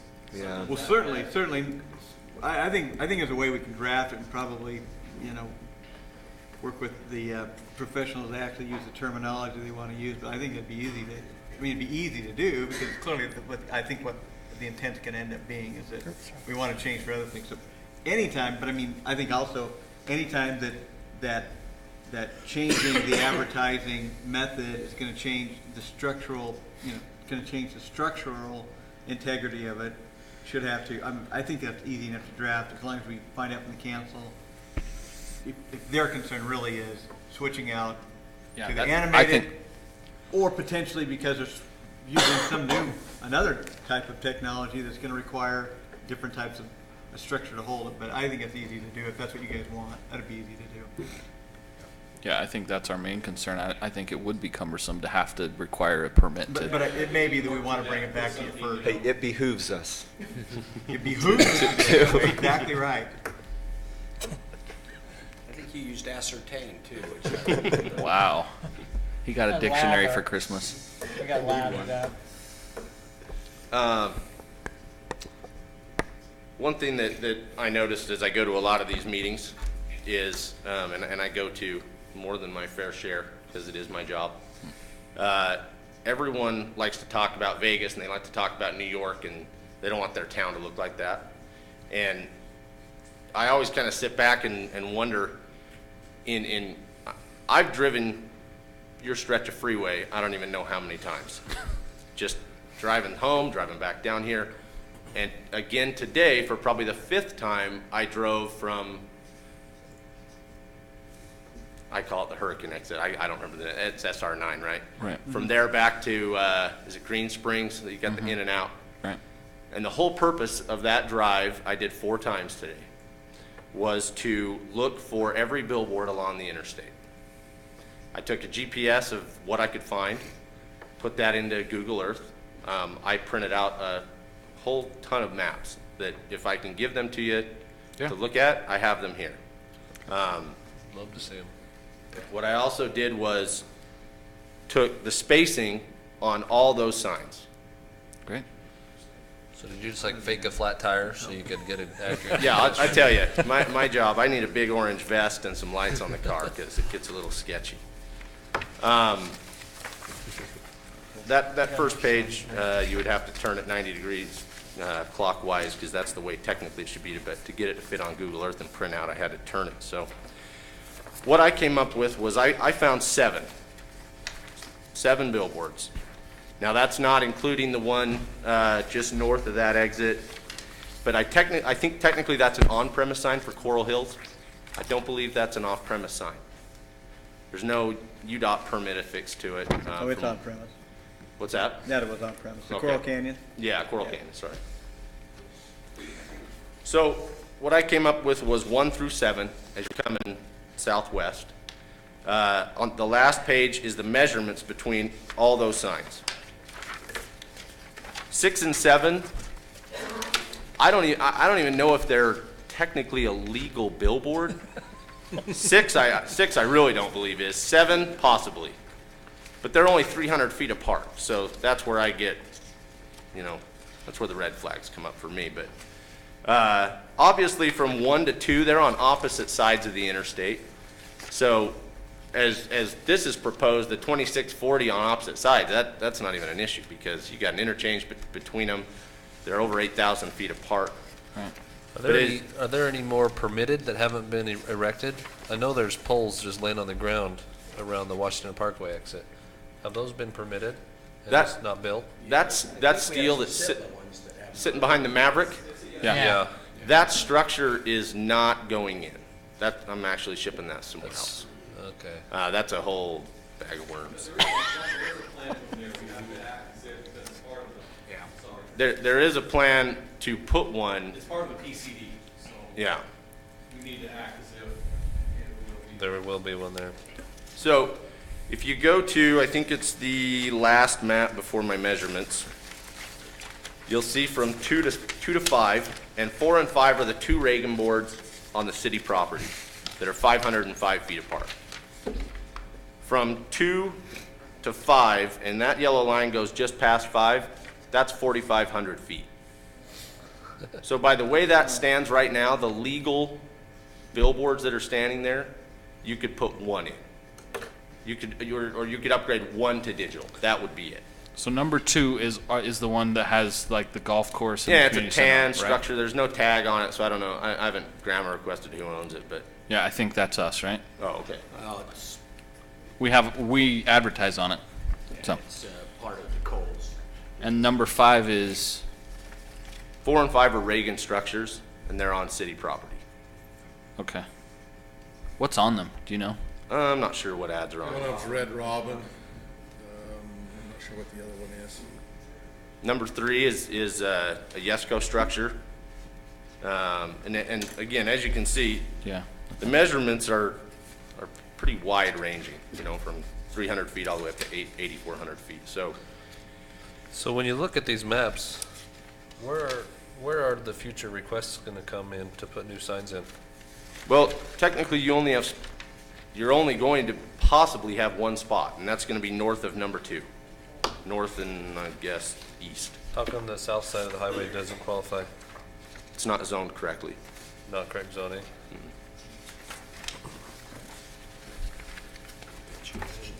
That could change, of course, but as of right Yeah, now. but again, That's based on, but that would bear in mind, that's still based on the federal law, the initial Federal Highway Beautification Act. The zones would be in either commercial or industrial. Right. Right. So that's, and we don't see anything coming federally down the line that's going to address that. So that's change not a that. state issue. That's Yeah. not a. so when you're looking at 4,500 feet, you're talking about allowing one billboard to be upgraded to digital, essentially. I can tell you from my experience that board, the number 1 board, that's the furthest up as you're heading out of town, I don't know who owns it, but you'd have to build a whole new structure. I mean, that thing's it's 4 I-beam posts. It's not going to hold. The Zion Park ad, Yeah, isn't it? it's got Zion on it. yeah. Yeah. It's not going to hold anything.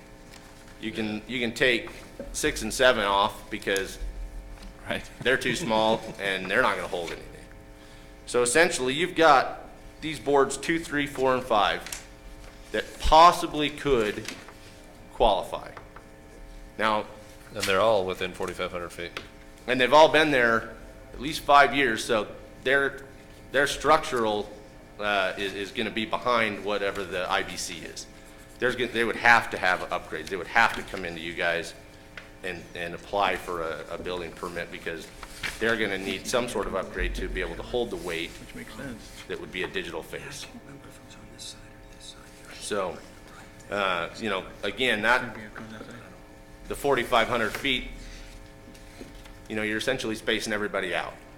You're giving one person an opportunity to come in and put up one sign. First applicant, basically. Yeah. And the way my sign stands, I'd love to be that one guy, but I'm 100 feet from the closest house on that one corner of our sign. So What signs you? number 3, Number 3. So really 2 and 4 are kind of the only, 2, 4, or 5. I mean, it could be. and then potentially one on the north side. On the between Sitla 1 and property. 2, On the Sitla property. Yep. Where is that other one that's part of the PCD? Is that on the south side, the one by the Maverick that we were talking about? Is that on the south side? I drove it the other day, but I don't remember. Just right by the Maverick, man, is that? To my knowledge, that's not going up. But that's probably That's- wrong but it because could. 2 to 3 is 17. I don't think so. I don't think it's zoned correctly. I think it's This C2. is part of the PCD. So it sounds like it. It seemed to me that we had a billboard approved for the other side of the park and in the PCD. Are you sure we don't 4 to have two? 5 there. Was that for Sitla? Yeah. Yeah, that's not going to happen. Well, They're backing out of that. That's why we're moving it to the other side 4 of to the freeway. 5 is Because that site's not going to But I work. guess my question is, since we have to base this on it, if we grant them 1 or 2 in the PCD. So We may have one on technically, both sides under of the that. PCD, they could have it. Yeah, I think we have to plan for whatever the future would allow and not just what's existing there, but I do obviously see your point with 2, 3, 4, and 5. If it's 4,500 feet, there's going to be one sign in there. Yeah.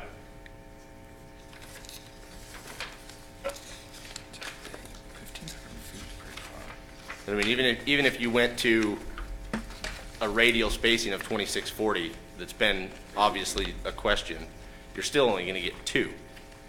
Best case, you know, and again, you're talking, someone's going to have to do some structural upgrade. But my point being, a lot of these cities, and you guys as well, are talking about not turning into Vegas. Well, you're just not going to. You don't have it. You don't have enough signs. And like you said, the on-premise signs in Vegas are the problem, not the off-premise signs. The off-premise signs are regulated. They've got to dim. They've got to stay at the 8 seconds. Right. Where the on-premise stuff, they can turn that stuff up 100% at night and play a video on it. And I can tell you, you're never going to see motion on a billboard. It just won't happen. Yeah, there's too many safety issues there. That's why that's why it's self-regulated, and they're going 8 seconds. And if you blink, you're going to miss the switch. Is because they, you know, obviously want it to be as safe as possible. Don't want to take your attention off your drive. Off. Now, when you say we're not going to be Vegas, you're meaning by the number of billboards, right? Well, I think there's really nothing that restricts the nature of the ad, is there?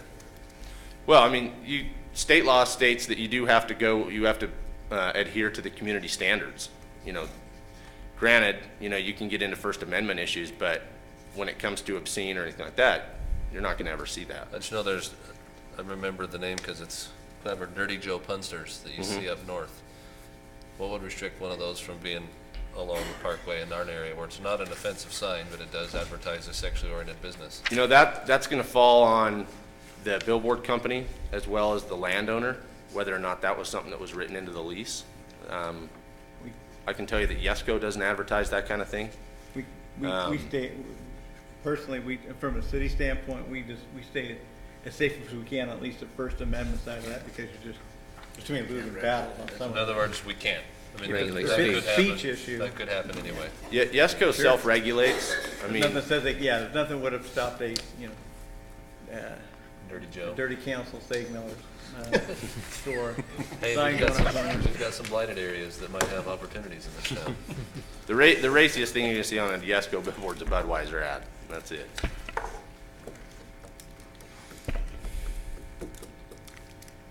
I think it's pretty obvious we're not going to become Vegas in the sheer number. Yeah. And the sheer attempt to distract. These are useful maps, though. I appreciate you putting them together. Yeah, you bet. That's about all I've really got, unless you guys have some questions for me. So, Mike, from your feel with the, and I don't know how well you guys all work together in terms of just your lobbying efforts. I mean, just your gut feel, to the extent you want to share it. Are you seeing what the billboard companies right now are pushing or concerned with what's going on in the cities? Again, our hope has always been that we just work together so we can come up with something that's going to make sense, so we're not just in fights with not letting the state legislature fight it out for all of us. Are you seeing where's your group's concerns about those distance requirements across the state? You know, I haven't seen what's being proposed to the legislature this year. I haven't got a copy of it yet. From what I understand, it's not as aggressive as it was last year. It's clearly not. And I think the reason being is because of what happened last year, so many cities and counties addressed it, which again is half the reason I've been at so many meetings this past 12 months, that they didn't have to go in the way they did last year, which, you know, was or wasn't right. It didn't work out for them. So I was just searching on the bill. Your opinion is you would prefer to see a standard, whether it's on one side of the road or not. It's a set standard 2640 radial is what you would prefer to see. I think so. I think it's at least in that opportunity, you give more than one person an opportunity. Okay.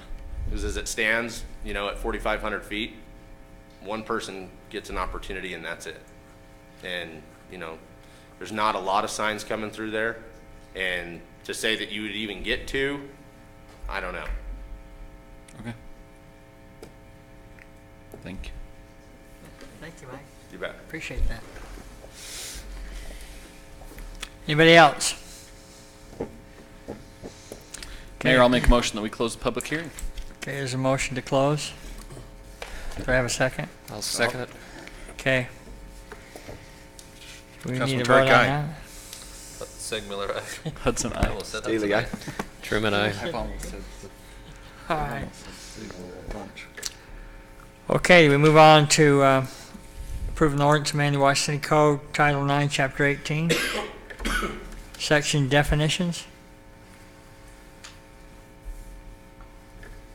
Is there any more discussion? Is there any more discussion? Do we just want to go on all three of them? No, I think we do each one Okay. of them individually. All right. I don't have any major heartache with any of the definitions. Yeah, I don't either. Well, then with I'll that make said- a motion that we'll approve the Washington City Code, amending the Washington City Code, Title 9, Chapter 18, Signs, Section Definitions. I'll second that motion. Motion is second. Truman, aye. Staley, aye. Hudson, aye. Seg Miller, aye. Turk, aye. Thank you, gentlemen. Item E, consideration to approve an ordinance amending the Washington City Code, Title 9, Chapter 18, Section, permit required. I think that's the one where we need to exclude just changing the skins. We don't want to create any added burdens. Yeah, is this for one the we want sign to companies. table and bring back, or do we? I'd like to see it in its new. I don't know if I'm not sure we're in a real rush on this thing. I'd like to be to see honest it in with its you. new form. Just given the so- amount of time we talked about it, I think it'd be nice for you guys to just see how it's written. Yeah. Okay. And be I'll- comfortable with it. And I think when we pass it, we also ought to remove the other one that already exists. So Conflicts I'll make the motion that we table consideration to approve the ordinance amending Washington City Code, Title 9, Chapter 18, Signs, Section Permit Required. I'll second. Motion is second. Councilman Turk, aye. Seg Miller, aye. Hudson, aye. Staley, aye. Truman, aye. Thank you. And Mr. Mayor, just for clarification Sure. on that one, just so we'll have no need to come back for a public hearing on that one. The changes are going to be as directed based on what the discussion was in terms of only come back for the permit if it's a change of kind of the delivery system of what the ad is, or whether structural changes need to be met for whatever the change is, but not simply for skin changes, right? Correct. Okay. Thank you. Item F, consideration to approve an ordinance amending the Washington City Code, Title 9, Chapter 18, Sign, Section Electronic Message. So Any on this, we were having the discussion, so as we go down on definitions or subtitles down below, 5A, that we need to make that change, so it says 200 feet, I believe. Correct. Correct.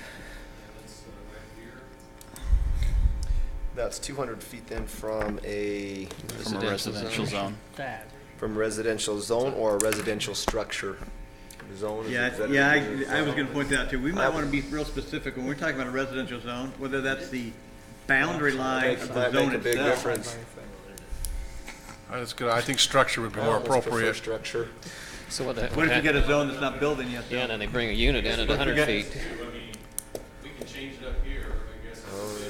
Well, one of the things as I look at this map that kind of made me laugh is Mr. Helm talked about the sign that they have, number 2 on here, and if you look at it, when it was put in, there was no residential zone or anything in the area, and so at the time it probably would have qualified, but now it doesn't. And it wouldn't have been welcome to grandfathering on our side of the ballgame. Yeah, that happens to us all the time. Well, and the question I guess that still becomes, what if we have if we have a residential zone, but no structures in there yet? Is that gonna make a difference? I mean, because that may make 50 feet difference just on where the house gets built on that thing, if the residence isn't in yet. That's the thing with me is a situation like that. Residents move in knowing the impact. They buy, they build with the sign already in place. To where if you're moving into a residential structure, the structure's in place, and all of a sudden now you're impacting someone that wasn't impacted prior to that. So to me, I see You buy with the blight. exactly. You buy knowing the owner beware, buyer beware. It's priced into the value. Yep. That's why to me, I would love to see structure in place, because then if the billboard's in already, well, I guess we're regulating the billboard. If structure comes in, all of a sudden now grandfather billboard, I guess. But, Again, that's a buyer beware case. Yeah. correct. A So, homeowner beware, not necessarily So, developer beware, though. so which way are we leaning? personally, I like structure in place rather than zone, but To that's any just- residential structure? Yeah. And does that need to be changed on both? It would have to be. Can we just, can we? Proposing the whole thing, it's, as part of it too. I'm going to make the motion that we table this one as well and bring it back to see it in a new format with some of these changes addressed and for just to resolve it. Can we come to, can we have a discussion a little bit on the distance between the signs? Because I Oh, think, yeah, we that would clearly be- gotta have that. because I think that's what we need to also come to a So where are you guys consensus on. leaning right now for Judy to draft then on the 200 feet or whatever it is? Is it for the structure of an existing structure at the time of permit application, which is what it would end up being? Yeah, I'm okay with the structure. I would say existing structure or zone, whichever is, and then You know, we'll have a zone Whichever before it the is. structure there, no question. The zone will clearly be there before the structure. If you use structure, you're essentially saying, okay, billboard company, if you have the zoning and you put up the sign before the structure's built, you got it. But if you're afterwards, then You gotta beat the building permit application. Well, I look at, what are you trying to impact? Are you impacting a zone or are you impacting a structure? Or what are we trying to not impact? we've only got one more sign really that, Yeah. I mean, we're really talking one more sign.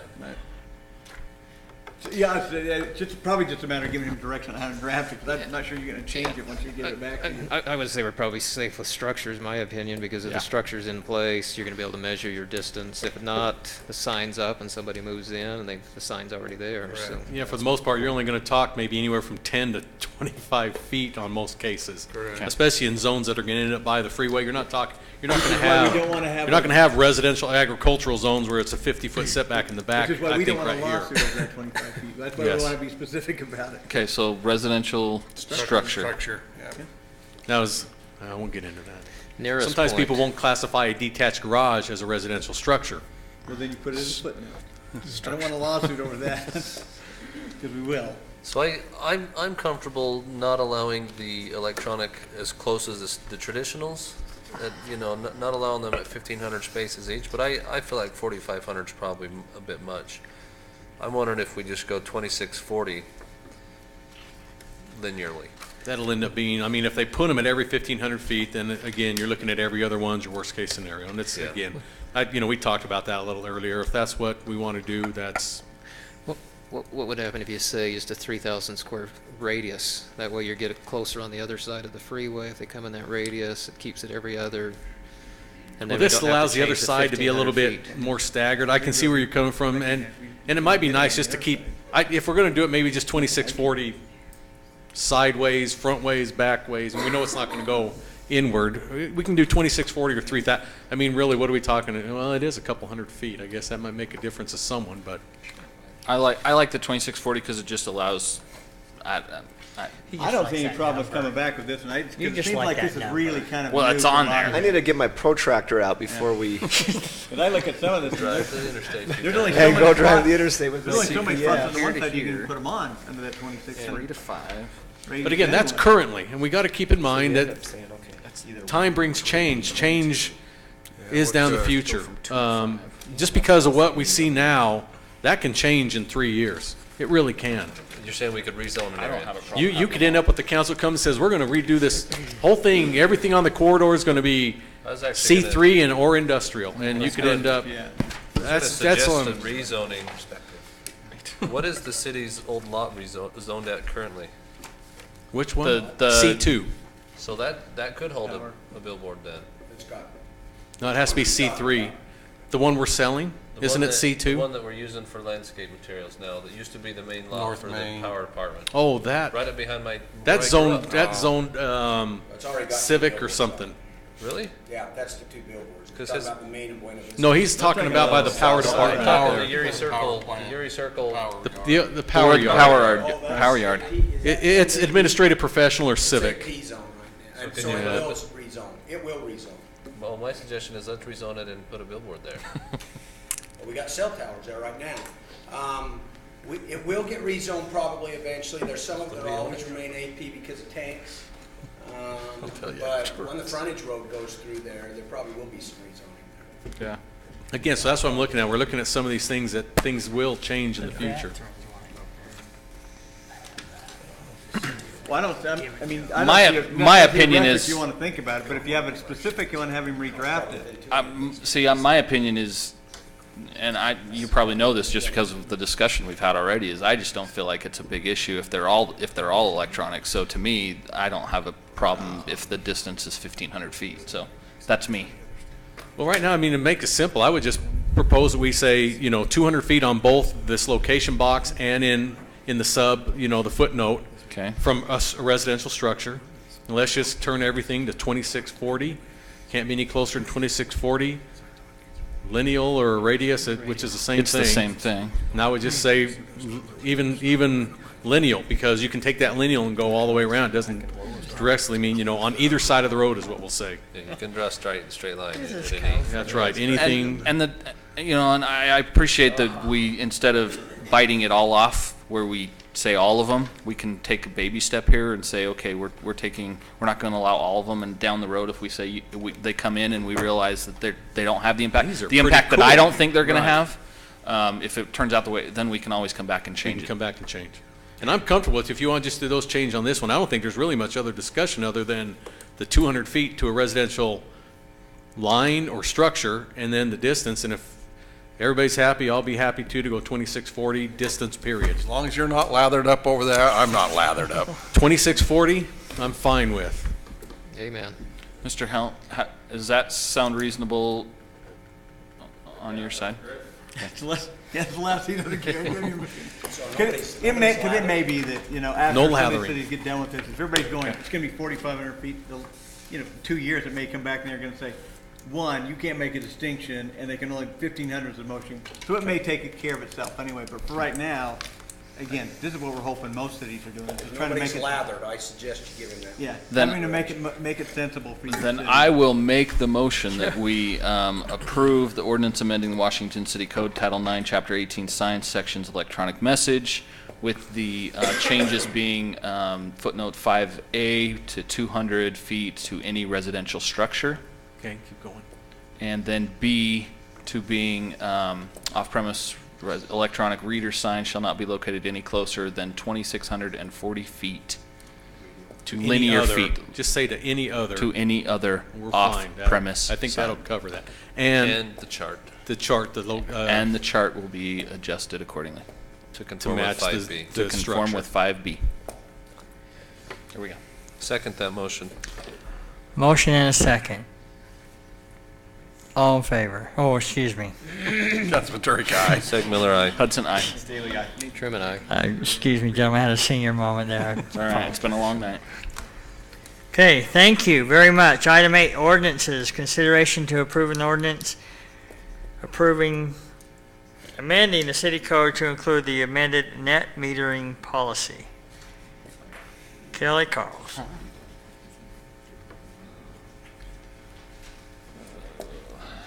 Thank you, Mayor. Did you get a nap in before you get stood up? No, but I hope you're all winded enough to not pay attention to anything I have to say tonight. I think it's a full moon. It's a problem.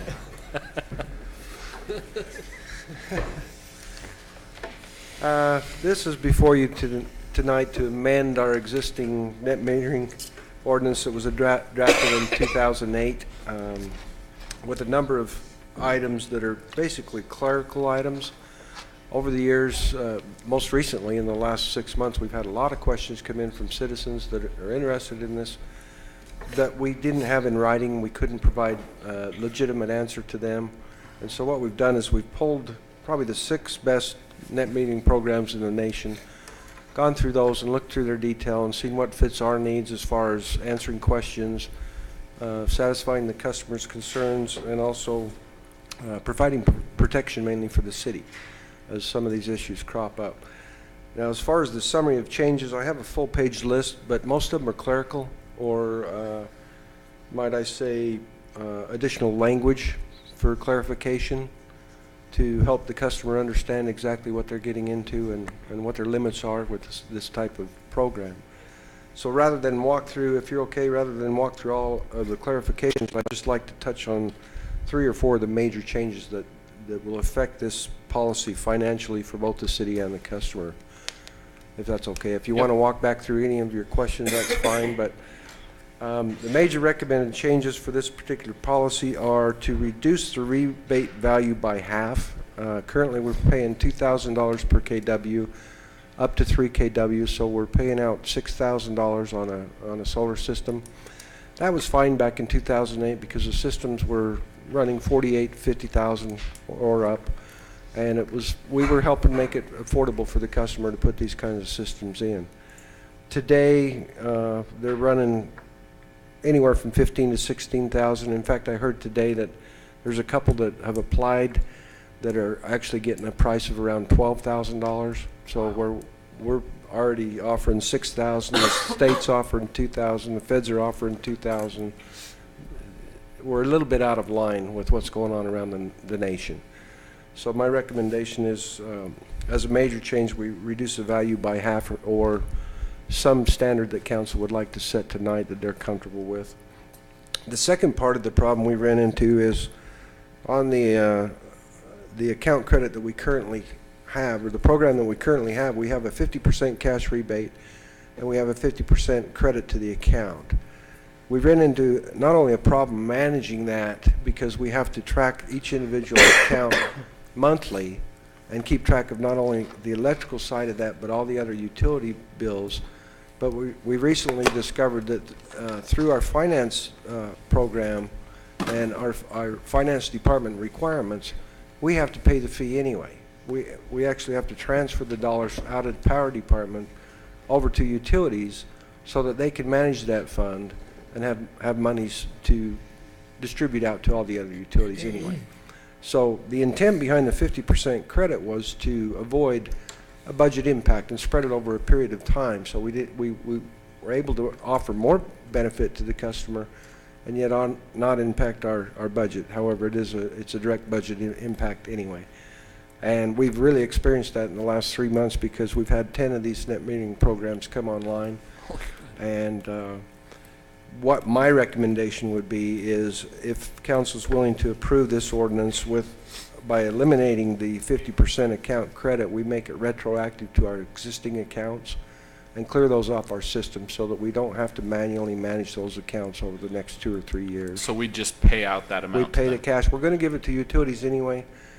Let's give it back to the customer and be done with the problem and move on. Okay. Is it residences or businesses that are making these applications?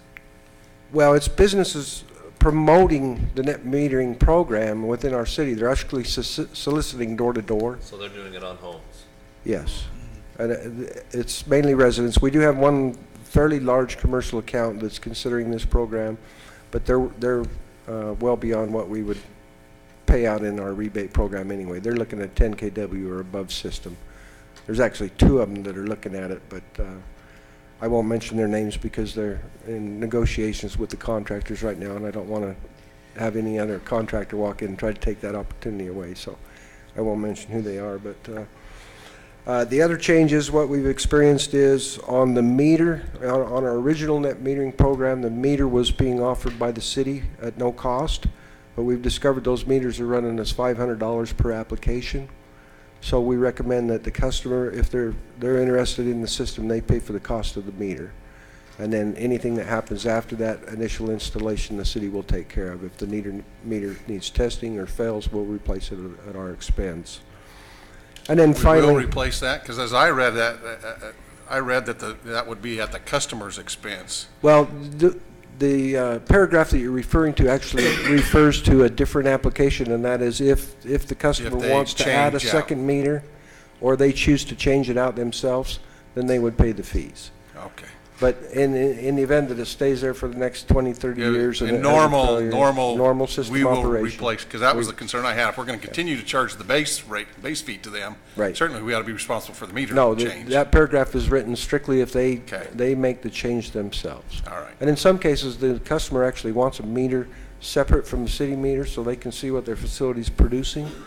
And that would be to me, should be their responsibility. That would be at their expense. Yeah, I understand that. And that's what that's Do we provide the the meter on new homes, just traditional? We do through the impact fee and the connect fees that we collect the money for them, but we actually provide it. But in this case, we're not collecting any funds. Does it replace the existing one, or is it just tie into it? It replaces the existing one, but the cost differential is substantial. Okay.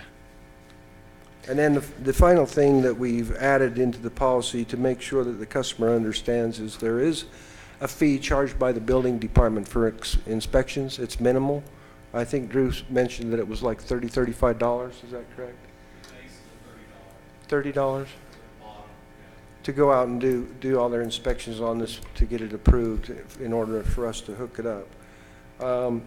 With these recommended changes, we're still offering the highest rebate in the state, and my understanding is even across the nation. I haven't researched across the nation, but we're still higher than anybody else in the state. Do you know of Utah what the other right now. cities in our community are doing? Most of them are limiting their total rebate to $1,000, but they're structured, so many different ways that I didn't feel like I wanted to present a whole bunch of options to council and confuse you. So do they maybe give a larger credit back on the power, or how does that? Well, we were the only ones on the that were front end? offering a credit on the power billing because we were offering such a large dollar value.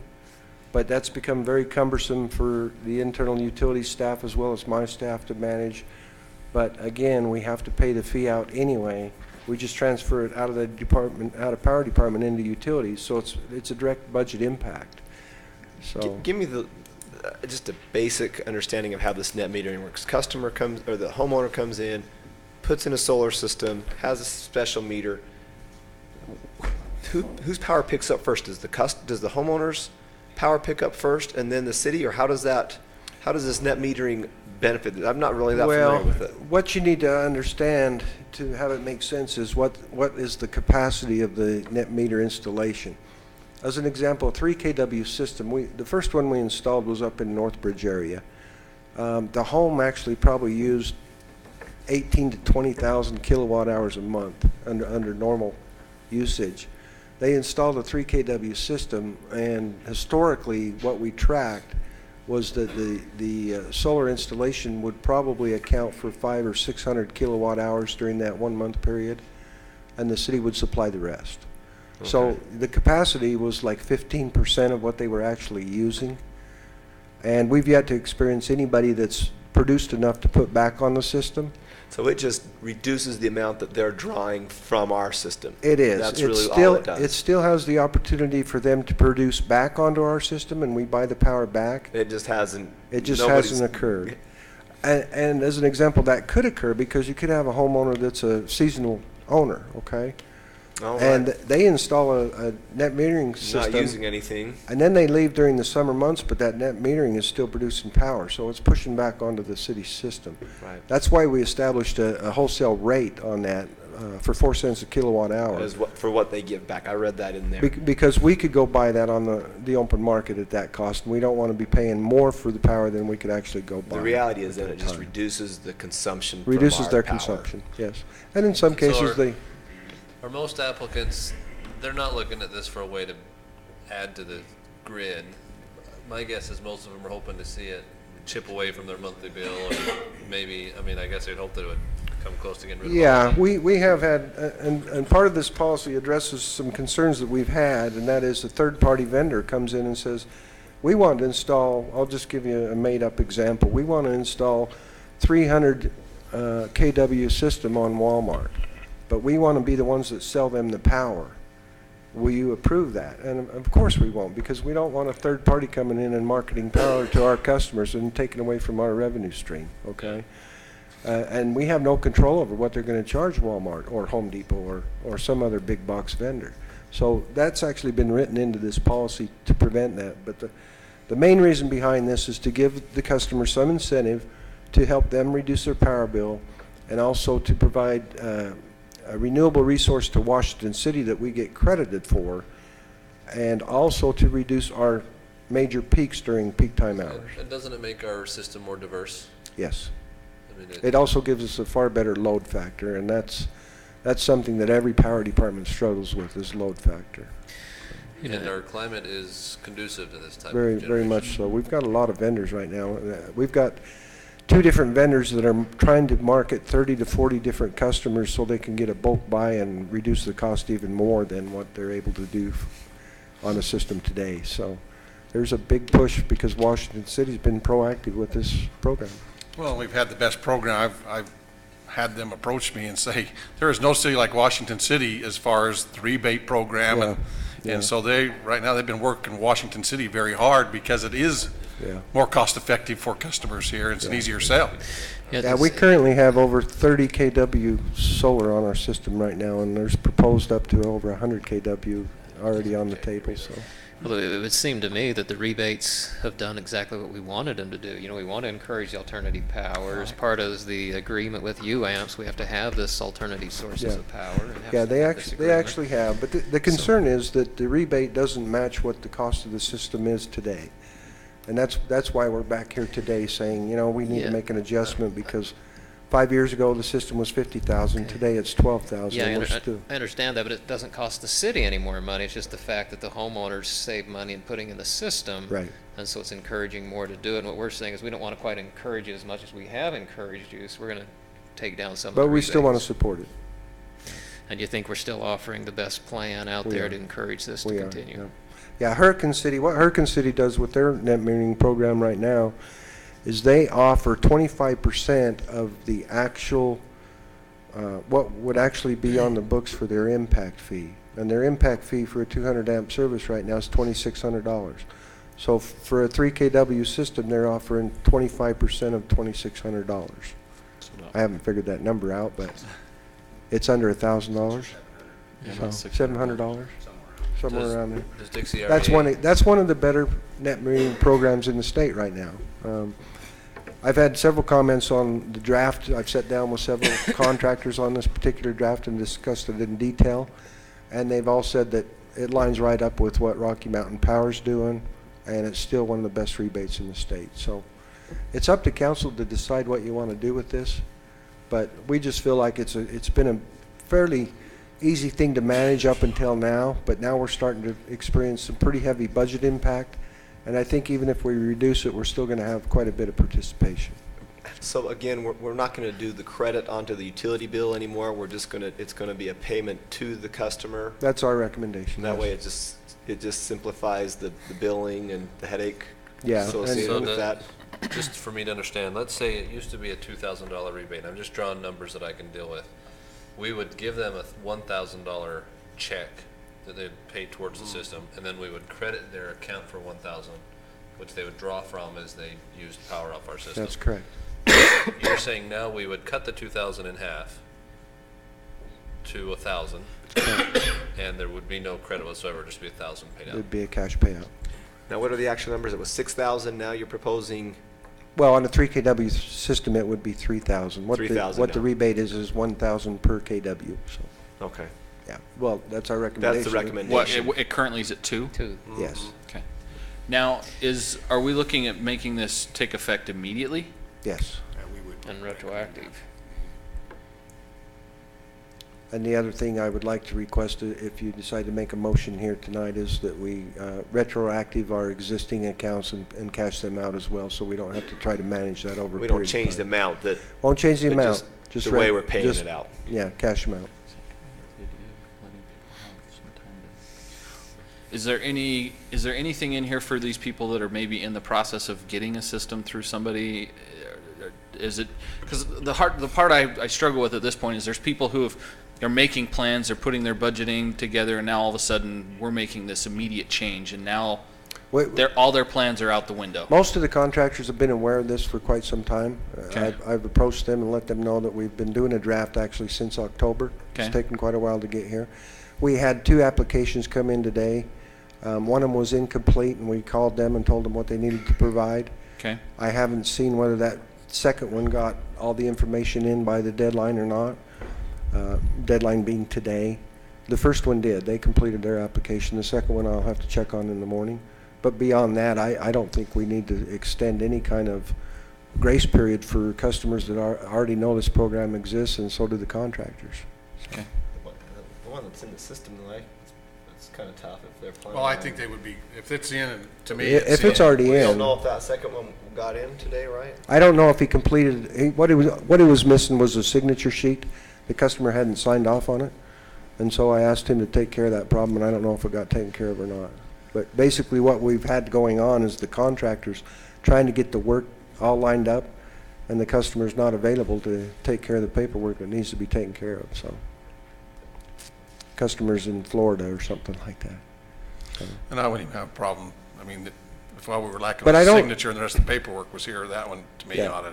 I don't think I mean, you're it gonna run landed. into a problem with these customers not wanting to follow through. So you feel like you'd honor that one then, that if the signature's not there, is he just subject to the new guideline then at this point? Well, we'll take a look at it in the morning, and if it's there, we'll just go ahead and approve it. But anything beyond that, moving forward would be on this new policy. That's council's decision. I mean, it's up to you to decide, but my recommendation is it's immediate when it's approved.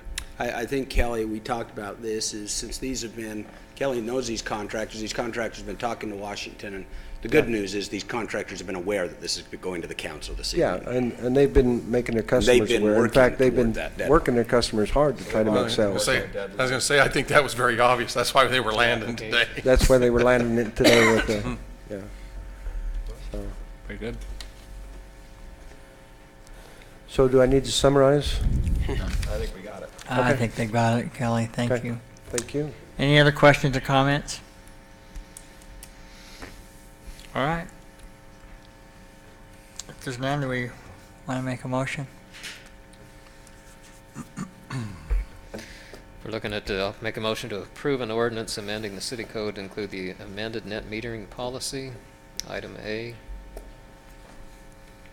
I'll second that. There's a motion and a second. Truman, aye. Staley, aye. Hudson, aye. Segmiller, aye. Turek, aye.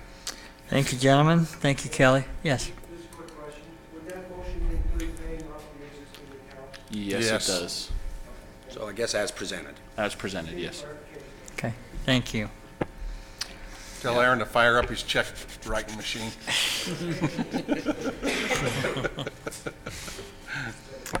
Okay, item 9, resolutions. Consideration to approve a resolution approving the Utah Associated Municipal Power Systems Integrated Resource Plan.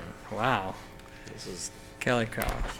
Thank you, Mayor. This one's easy. This is a requirement based on our CRSP resource that we get out of Glen Canyon Dam, requirement by WAPA that we file. Demand side management basically is what it's called. When it's put together in this package, it's called an IRP, Integrated Resource Plan, because it's integrating all the cities together. We have to file this report every 5 years, so it's just a formality. Our actual document, if you need to look at it, that I filed with them is, I believe, page 67. Yeah, I'm going right. If you want to read what we submitted. Other than that, it's something we do every 5 years, so it comes back to a new council every time, it seems. Any questions on the document? Page 77. 67, I believe. I'm teasing. While you're getting there, CRSP is the Colorado River Storage Project, and WAPA is the Western Area Power Administration. That's correct. WAPA is the federal government. I'm teasing. I didn't scrutinize page 77. You did all the way to 75, and then you quit. If staff and the manager, who also sits on the UMS board, have reviewed it and are comfortable with it, I'd go ahead and make the motion that we approve the resolution approving of the Utah Associated Municipal Power Systems Integrated Resource Plan. I'll second. There's a motion and a second. Councilman Turek, aye. Segmiller, aye. Hudson, aye. Staley, aye. Truman, aye. Thank you. Thank you, Kelly. That's passed. Item B, consideration to approve a joint resolution recommending that Dixie be included in the new name of Dixie State College of Utah, the Washington County Attorney Office. I guess they want us It's to. important to Councilman Turek's booster. Now that Who's that? Dixie Ambulance has been dropped, I'm not sure how I feel about this anymore. Is that the word? They announced it this afternoon. Gold Cross got it. They gave it to Gold Cross. Who represented Gold Cross? Who represented it? Who do you think? With that being said, Mayor, I'll move that we approve the joint resolution R-2013-1692 recommending that Dixie be included in the new name of Dixie State College of Utah. I'll second the motion. Start us off, Councilman. Councilman Turek, aye. Seg Miller, aye. Hudson, aye. Staley, aye. Trim and I. All right, thank you, gentlemen. Any reports from the assigned committees? If nobody else, I've got a quick one here. Just, I thought you may find this interesting. They did an onboard survey of the Suntran riders. Just to hit the highlights of it, the survey yielded 558 responses. I found this very interesting. 43% of the residents responded that their annual household incomes were below 10,000. Below what? Below 10,000. 75% indicated that they were below 25,000. Wow. 42% indicated they have no vehicles in their household. 76 had one vehicle in their household. These are the riders. These were the riders on Suntran. These are the folks that are riding the bus. 55% did not have a valid driver's license, and 76% claimed that they ride Suntran at least 4 days per week, and 9% were over the age of 60 years old. It was interesting because they had a section on the end of the survey that was just any comments that you want to give to us. So they weren't asking for... They weren't asking, they just said, if you have any comments, here's a place to leave a comment. Out of that, there were 159 comments left. Of those, 56 of the comments said, we want to go to Walmart. 25% said, we wished you went to Washington City, or 25 of them. And then, of course, there was a smattering that went to some to Ivan, Santa Clara. Anyway, the reason I bring this up is I actually, part of my MPO, of the MPO group, I also sit on a committee that deals with the transportation needs of our low-income, elderly, and handicapped residents throughout the county. And in discussion in that committee, we were talking about different ways to accommodate helping those needs of those people.